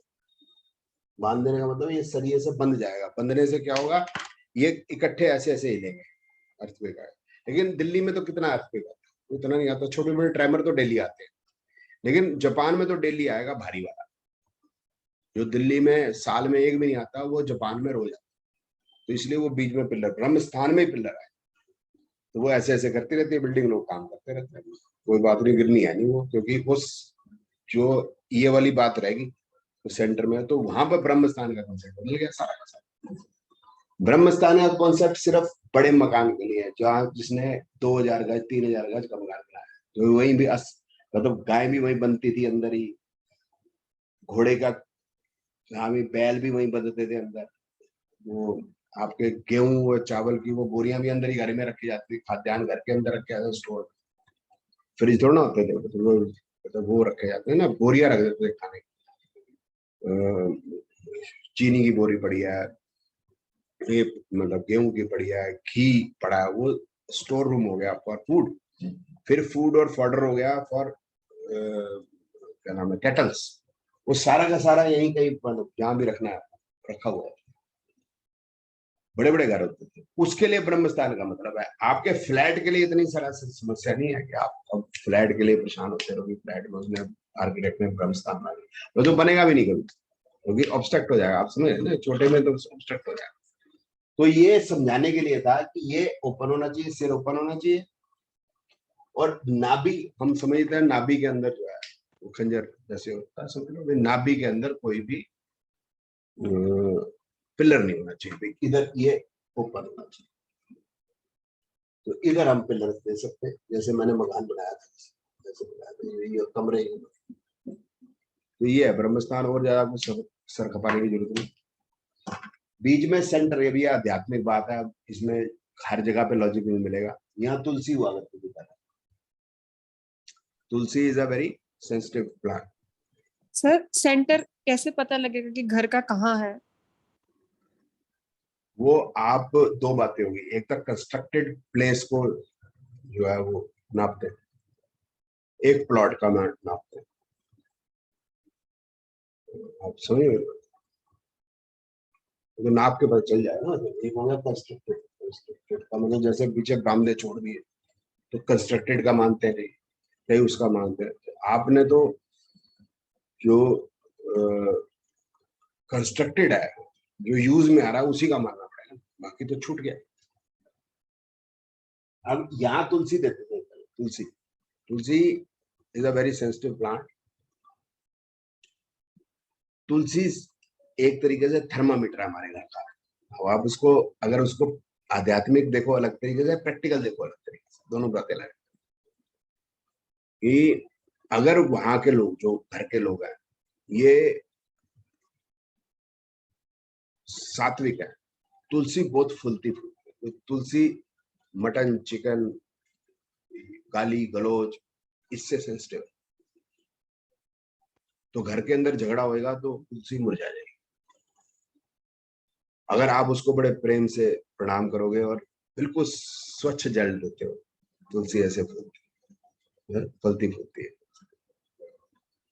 ठीक है, तो ब्रह्म स्थान के अंदर तुलसी को लगाई जाती। तो अब इसका प्रैक्टिकल हो गया कि तुलसी की शक्ल देख के बता सकते हो आप ये घर की हालत क्या। प्रैक्टिकल बात हो गई। जब भी तुलसी मुरझाने लग जाए तो आप घर के अंदर लपड़ाओ। तो घर का जो मेन मेंबर है, मतलब जो लीड, मतलब जो सबसे बड़ा बूढ़ा है, वो तुलसी की स्थापना करते हैं और देखता रहे। अगर कहीं हो ना बच्चे लेट आए, कुछ वो तो सो गया, तो उसको पता चल जाएगा शराब पी के आया, फलाना करना ढिकड़ा। लोग बड़े बड़े साइंस हुआ करती थी पहले, जो ऊंट के जो इंप्रेशन से बताते, ऊंट के ऊपर कितने आदमी बैठे, ऊंट कितनी देर पहले निकला है, किस डायरेक्शन में निकला, सब बता देते। डायरेक्शन तो वो पता चल जाएगी, बट वो पता चल जाएगी भाई ऊंट जो है प्यासा है, या ऊंट के ऊपर लोग कितने बैठे हैं, वजन कितना लगा है, सब बता देते, जस्ट इंप्रेशन। तो लोगों की बड़ी सारी इंटेलिजेंस है, तो तुलसी की भी अपनी एक इंटेलिजेंस है। मैंने आपको बता दी, मेरे को आता नहीं इतना, बट मैं आपको समझाने की कोशिश कर रहा हूँ कि रीजन कि भी यहाँ पर एक ब्रह्म स्थान क्यों है और ब्रह्म स्थान में यहाँ पर तुलसी भी क्यों है। तो तुलसी होती थी हमेशा पहले।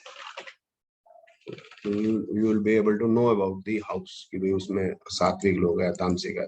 तो शादी ब्याह के लिए भी कोई आएगा अंदर, देखेगा पहले तुलसी को, देखते पता चल जाएगा उसको भाई किस टाइप के लोग रहते हैं। और कोई सवाल? आप कुछ और कह रहे थे? तो मैंने बोल रहा था मैं वास्तुकार। अभी क्वेश्चन किसने पूछा था?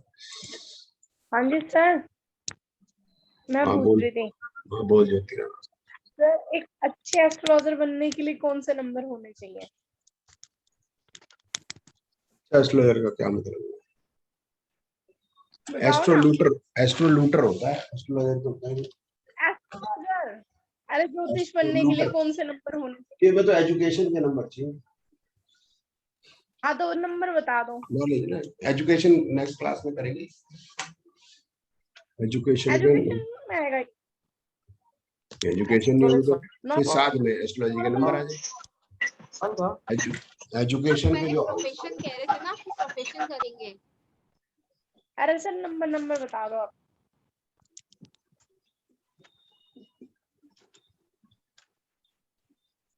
दिख नहीं रहा।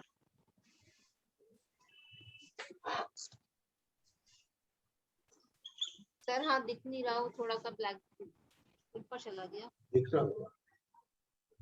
ये हाउसेस जो हैं, these are the houses which are related to astrology. These are the planets which relate to astrology. Okay. तो जब केतु सजन का पीरियड हो, केतु या सजन का पीरियड होगा, 8-12 भी उसमें होंगे, साथ में एजुकेशन हाउसेस। ये सारे नहीं चाहिए हमको, सारे नहीं होंगे, कुछ भी हो जाए, कुछ भी होगा मतलब ये हो जाए, ये हो जाए, ये हो जाए, 2 4 5 9 हो जाए, 2 5 9 हो जाए, कोई भी हो जाए, वो डिपेंड, मतलब जितना ये कॉम्बिनेशन है, ये मतलब ये डिसेंडिंग ऑर्डर में मैं लिखा है कि ये इतने, ये जो है ये मतलब बहुत ज्यादा अच्छी तरह से ग्रेस्प करेंगे बात को। जहां पर 11 खत्म हो जाएगा तो ग्रेस्पिंग पावर जो है वो घटती चली जाएगी, ऐसे है ना। ठीक है, ऐसे ग्रेस्पिंग पावर घटती जाएगी और कोई मतलब नहीं है। तो ये जो है तब आदमी पढ़ना लगता है। अब है कि आपकी एप्लीकेशन। अच्छे का मतलब है कि, अच्छे का मतलब क्या हुआ, मतलब आप जो है देना चाहते हैं, क्या करना मैं, समाज को, या चूसना चाहते हैं समाज से। दो बातें ना। तो भी मैंने बताया तुम मंगली का चल पूजा करते थे, तेरा शनि खराब है चल तेरी पूजा कर सकते हैं। दूसरा हम उसको सलाह दे रहे हैं, प्रेडिक्शन दे रहे हैं, उसको सही रास्ता दिला रहे हैं। तो जितने भी 5 9 11 होगा जितना ज्यादा, तो फिर हम अच्छे एस्ट्रोलॉजर का मतलब हो गया हम उसको सही रास्ता दें, सही रास्ता दें। 5 9 11 घटता जाएगा, 6 8 12 7 8 12 बढ़ते चले जाएंगे, तो फिर वो एस्ट्रोलॉजर का नहीं है, फिर वो एस्ट्रोलूटर का कॉम्बिनेशन होता है। ठीक है ना। मतलब जो है उसके बाद पढ़ने के बाद हमारे अगर नेगेटिव हाउसेज ही एक्टिवेट होते हैं, जो हमने चीटिंग के इसके उसके मैंने आज बताए थे, अगर वो होते हैं तो that mean the person is cheat. वो चीटिंग करेगा और धोखा देगा। अब जो धोखा देगा उसके पास लक्ष्मी टिकती नहीं ज्यादा। ठीक है ना। इसमें किसके पास पैसा होता है? जो आदमी समाज की सेवा करेगा। समाज की सेवा कौन करते हैं? बंसल, अंसल, बिंदल, जिंदल, मित्तल, ऐसे जो एक तो ये सारे जो है बड़े दान धर्म करते हैं। मैं ये नहीं कह रहा यार कोई भी बंसल मतलब गड़बड़ी कर रहा, मैं ये नहीं कर रहा, नॉर्मली जैसे मारवाड़ी, गुजराती, इनका होता है ये समाज सेवा बहुत करता है। जितना करता है उतना ऊपर वाला देता है, जितना करता है ऊपर वाला देता है। तो ये क्या नाम है, वैभव जी, ये कहाँ विष्णु जी कहाँ बैठते हैं? मतलब अपने विष्णु जी कहाँ लेटे होते हैं? सभी बैठते लेटे होते हैं।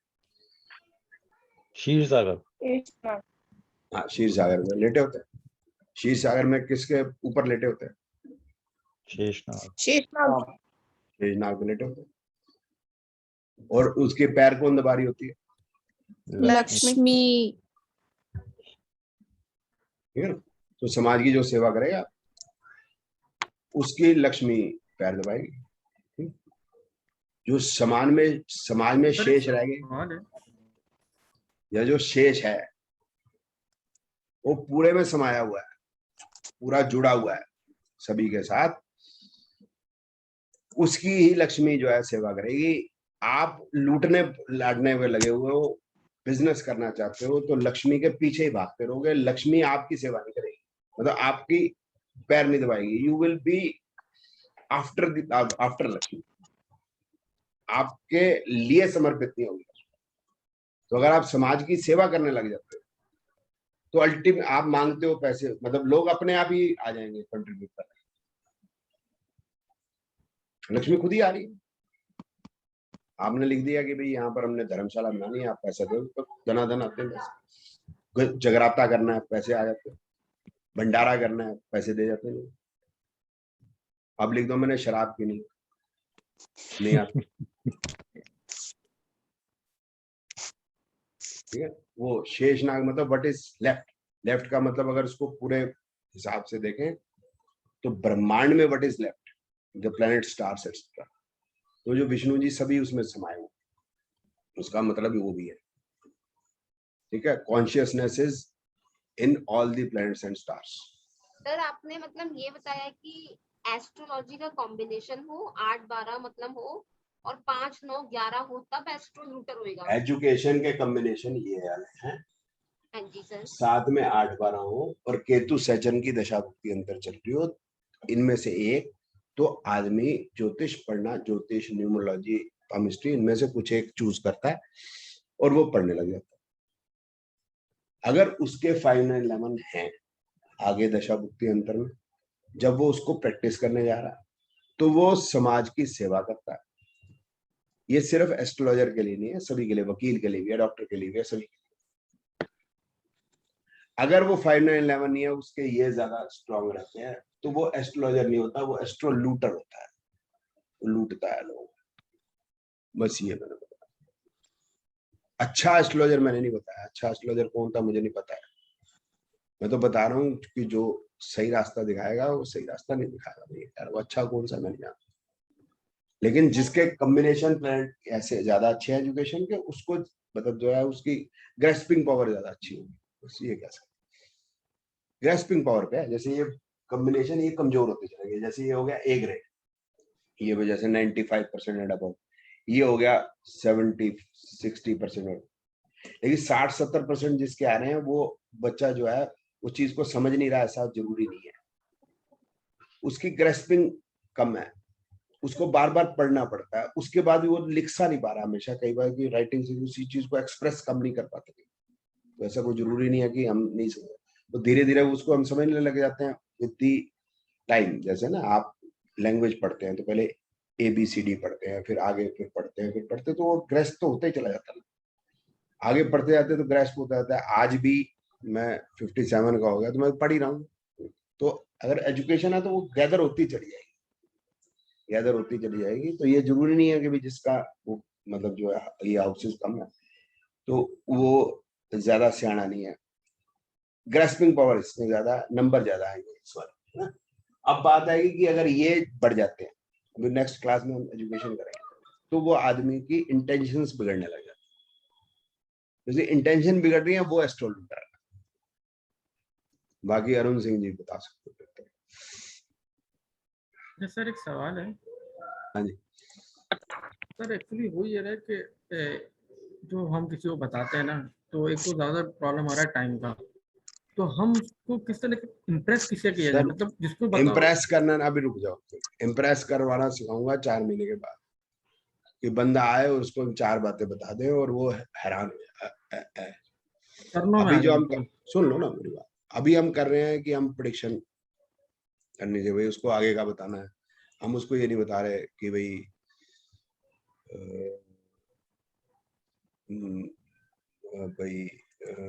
मतलब कोई ऐसी बात जिससे उसको उसकी प्रेजेंट की या उसकी पास्ट की, जिससे वो एकदम से मतलब जो है चकित रह जाए।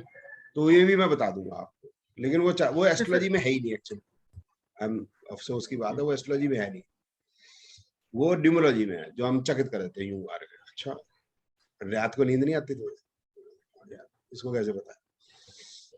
पैसा आता होता, you are not able to manage the money.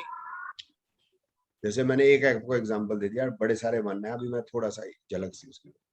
ये आदमी का प्रॉपर्टी का मैटर कभी भी सॉल्व नहीं होता, बहुत मुश्किल है सॉल्व। तो वो जैसे ही आएगा भाई मेरी एज का, तो या 40-45 की एज का, इसका मतलब कोई ना कोई इसका प्रॉपर्टी का मैटर अड़ा ही हुआ है। तो आपको समझ में आ जाएगा ये प्रॉपर्टी के मैटर की वजह से आया। तो आप सीधा कह सकते हो भाई कोई प्रॉपर्टी का मैटर अटका हुआ है, वो आपको टाइमिंग हो जाएगी। तो वो हाँ जी प्रॉपर्टी का मैटर, आपको ऐसे पता है, तो वो हो गया ना चकित कर। तो एक चकित कर दी तो कमाल हो गया। तो इंडिया में और पाकिस्तान हो गया, बांग्लादेश हो गया, इधर आदमी एस्ट्रोलॉजर के पास चकित होने भी आते हैं। एक ही हो गया, जाते ही बता दिया उसने कि जो है नीले रंग की कार पे आए हुआ है ना। This is not in Europe. Europe के अंदर वो सिर्फ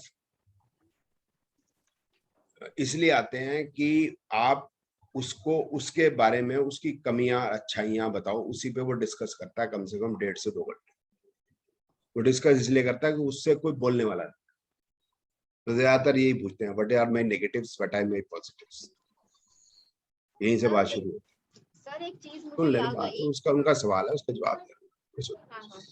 तो सर जी वो जो चीजें है ना भाई, एक चकित हो गया कि भाई व्हाट फॉर इयर्स का, ठीक है ना, या तो उसको बोलो अभी सिचुएशन में कोई आपका बहुत बड़ा लॉस हुआ है, ठीक है, उसको कैसे हम पिन पॉइंट, या हम बता देंगे अभी आपका लिटिगेशन हुआ, हम बता देंगे अभी आपका कोई प्रॉपर्टी का मैटर चल रहा है, तो we'll have to take the help of numerology. फिर ये हो गया कि आपको नींद नहीं आ रही, एंजाइटी लेवल बढ़ा हुआ है, और बड़ी सारी चीजें हैं। जैसे उसकी माँ आ गई तो हम बता देंगे ये बच्चा जो है शादी के बाद बदल गया, बीवी को सुन रहा है, आपकी नहीं सुन रहा। मम्मी हैरान हो जाएगी, ये जाते बता दे पढ़ने जी। ऐसी कई सारी चीजें, हमेशा सारी याद नहीं आती मेरे को, तो we will be able to tell that. जब हम बता देंगे तो आपका वो मैटर सॉल्व हो गया। सर एक और क्वेश्चन था, आपने लास्ट क्लास में बात हुई थी कि हम ये कैसे देख सकते हैं कि किसी का जो फ्यूचर स्पाउस है वो फॉरेनर है। सॉरी, ये मैं नहीं बता सकता कि मैं जब जन्म पत्री देख के हम ये पक्का बता देंगे उसकी शादी जो है, मतलब जैसे इंडियन है तो कैनेडियन एथेनिसिटी या इंग्लिश एथेनिसिटी या स्पेनिश एथेनिसिटी लड़की से शादी, ये बड़ा टफ है सर, ठीक है, बट ठीक है ना, पक्का नहीं है बट इंडिकेशन है इसमें। सर ये जो आपने हाउसेस बताए हैं, ये जब एजुकेशन होनी थी उस टाइम के हाउसेस हैं कि ये अभी करंटली होंगे? जिस समय पे आपने पढ़नी शुरू ज्योतिष मेरे से पढ़नी शुरू की, बिल्कुल ही मेरे से स्टार्ट की, तो यही है। ठीक है। ये हो सकता है कई लोग हैं जो 3-4 साल से पढ़ रहे हैं, तो जैसे मिन्नी है, वो पहले 2-4 साल 5 साल, अभी वो मेरे पास भी आ गई भी एक नई विद्या भी सीखी, उसका कॉम्बिनेशन ये नहीं है। मैं ये ठीक है सर, समझ गया, थैंक यू सर जी। ऐसा है कि ये हो गया मेरी 2-7-11, मैंने क्या बताया था, राकेश राहु केतु शनि होगी तो आउट ऑफ कास्ट में बन जाए, ठीक है। फॉरेनर से शादी होगी तो लव जरूर होगा, 5-12 5-8 कुछ या 5-8 कुछ, लेकिन ये फॉरेनर ही है ये मैं नहीं बता सकता। मेरा पॉइंट समझिए सर आपने अपनी बुक में मेंशन करा है कि अगर इसमें 3 9 12 भी हो जाए 3 9 तो 12 ना राजे, वो तो हाँ। ट्रैवल पे ना, ट्रैवल पे अब हम ये नहीं पक्का कह सकते। नहीं सर आपने इसमें इसी का ही बताया फॉरेन का।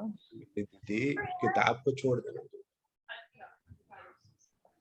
वो ट्रैवल है या फॉरेनर है ये तो पक्का नहीं कह सकते ना। ये भी तो होता है ना कि ट्रैवल करते हैं हम शादी के लिए, मेरे पॉइंट समझिए। Yes sir, yes. तो स्टिल मतलब 100% वाली बात नहीं है, पॉसिबिलिटी है। दिस इज डिफरेंट, मतलब एथनिसिटी कह लो या फिर कह लो डिफरेंट रिलीजन भी हो सकता है, हम ये पक्के तौर पे नहीं कह सकते। इनमें से 2-3 भी हो जाए तो कोई फर्क नहीं। तो ये आउट ऑफ कास्ट एग्रीकल्चर। अब ये पॉसिबिलिटी तो दीदी तभी बनेगी, देखो जब मैं, जैसे सुभाष चंद्र बोस जो है जर्मनी गए, उस समय पे जर्मनी में इंडियन तो होते नहीं थे। जर्मनी में इंडियन का क्या काम है, कोई काम नहीं। अब बदलने लगी ना बातें। अब आप जो सरदार को कहीं भी देख लो, कैलगरी में गया सबसे पहले सरदार दिख रहा है, मेलबोर्न गया सबसे, मॉस्को में गया सबसे पहले सरदार। मॉस्को में सरदार का क्या लेना? अब बहुत मिक्स हो गया है। पहले तो आसान है, पहले जो भी जर्मनी में गया और 10 साल रह रहा है, शादी का कॉम्बिनेशन है। अब जर्मनी से दिल्ली आना कौन सा रोज का काम है? शिप पे जाओगे, बैठे महीना शिप पे, तो जर्मन से ही शादी होनी है, फिर तो बहुत पक्का हो गया। आज की डेट में कैसे करेंगे? आज की डेट में डिफिकल्ट हो गया। मैं ये कह रहा हूं, मेरी बात समझ गया। कुछ चीजें टाइम प्लेस कंडीशन भी होती है। 100% ऐसा नहीं आज तेरी शादी रशियन से हुई है, नो सॉरी। हम ये कहते हैं भाई ये है, इस पीरियड में अगर शादी है तो आउट ऑफ कास्ट एग्रीकल्चर है। हम ये कह अब सकते वो हैं कि अगर डिस्टेंस लंबा होगा। नहीं सर, वो भी ट्रैवल में कर लेंगे, लेकिन बताना मुश्किल है सर कि दिल्ली से जर्मनी है या दिल्ली से यूएस से है, नहीं बता सकते। ये चीज नहीं बता सकते सर जी। मैं अगले, आप मेरी बात को समझे मैं क्या कह रहा हूँ। मेरे जो मौसा जी थे 47 से पहले, उनका बिजनेस था from sir Tehran to Calcutta, सारा अफगानिस्तान हो गया। तो वहां से कुछ और चीजें आती थी बंगाल वगैरह से, जूट वगैरह जो भी आता हो, मुझे पता है। ज्यादातर उनका वहां से जो है वो ड्राई फ्रूट जाता था बंगाल की तरफ। ठीक है सर जी। पहले राठौर साहब जो भाई जो ये हो गया अपना अफगानिस्तान, ये भी पहले बुद्धिज्म था, तो एक ही कंट्री थी मोर और लेस। ये पूरी एक कंट्री थी ना भाई, Afghanistan, Pakistan, India, up to Myanmar. Burma भी जो है इंडिया में था ना, और उसमें स्टेट्स बदलती रहती थी।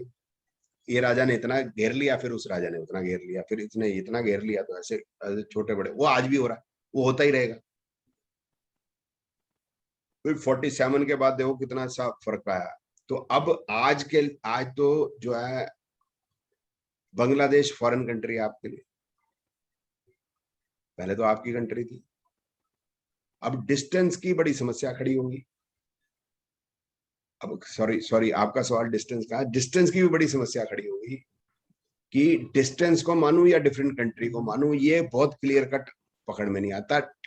डिस्टेंस का इतना ही समझ में आता है कि जहां पर लैंग्वेज, आबोहवा, मौसम, खाना पीना, वो तो अपने आप ही चेंज हो जाएगा, इसका डिफरेंस हो जाएगा। जैसे मैं अलीगढ़ से इधर गया लाहौर, बड़ा फर्क पड़ गया। अलीगढ़ में उर्दू है, लाहौर में पंजाबी है। ये लॉन्ग डिस्टेंस हो गया हमारे। अब इसको मैं कनाडा से डिफरेंशिएट नहीं कर पाता। अलीगढ़ से लाहौर में खान पान का भी डिफरेंस हो गया, वो भाषा का भी डिफरेंस हो गया, पहनने ओढ़ने का भी डिफरेंस हो गया, सब कुछ डिफरेंस हो गया। या दिल्ली से बंबई आजकल डिफरेंट है, मतलब वैसे देखा जाए तो सब कुछ डिफरेंट है। वहां की वेजिटेशन, वहां की लैंग्वेज,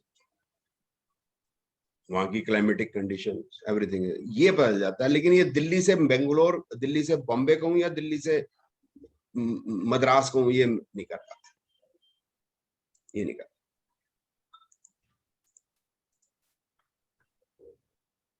वो तो खैर वैसे फिर ट्रैवल में तो खैर इस बात को करेंगे ही हम। ठीक है, ठीक है जी सर, तो चलते हैं सर जी, फिर मिलते हैं नेक्स्ट सैटरडे इवनिंग। क्वेश्चन भेज देना आप सर, तो पहले क्वेश्चन टेकअप कर लूंगा, या ऐसा कर लूंगा घंटा पढ़ा दूंगा, उसके बाद क्वेश्चन टेकअप कर। एक से मेरे पास जैसे रिटायरमेंट का क्वेश्चन आता है कि रिटायरमेंट के बाद जॉब, अभी हमें ना जो आई नहीं रहे वैसे क्वेश्चन जो पढ़ रहे हैं। I got a question from him that he is retiring now. Will he get an extension after retirement? वो भी प्रोफेशन में कर लेंगे, तो सुन लो।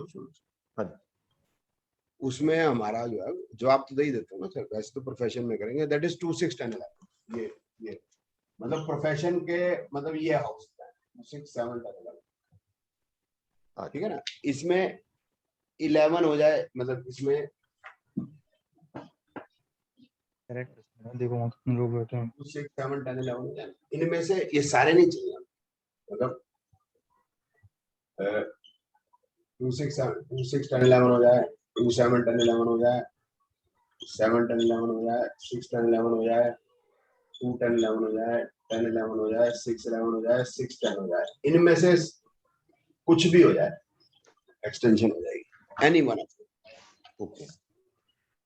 मतलब मैं 10 या 11 मोटा मोटा 10 या 11 में से एक चाहिए हमारी एक्सटेंशन हो जाएगी। नेगेटिव है 6 बना उससे जीत नहीं जाने चाहिए, 6 हाँ या जी, वो 12 उसमें कैलकुलेट हो जाएंगे प्लस वो माइनस। मैं समझा दूंगा सर आपको, तो मोटे मोटे जितना थोड़ा सा क्लियर हो, साफ सुथरा सा हो, बस गेम बन जाएगी।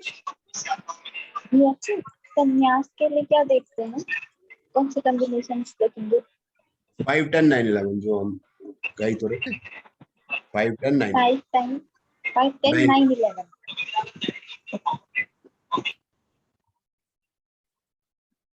ठीक है सर जी, तो फिर मिलते हैं सर जी नेक्स्ट सैटरडे नए चैप्टर के साथ। क्वेश्चंस आप भेज देना।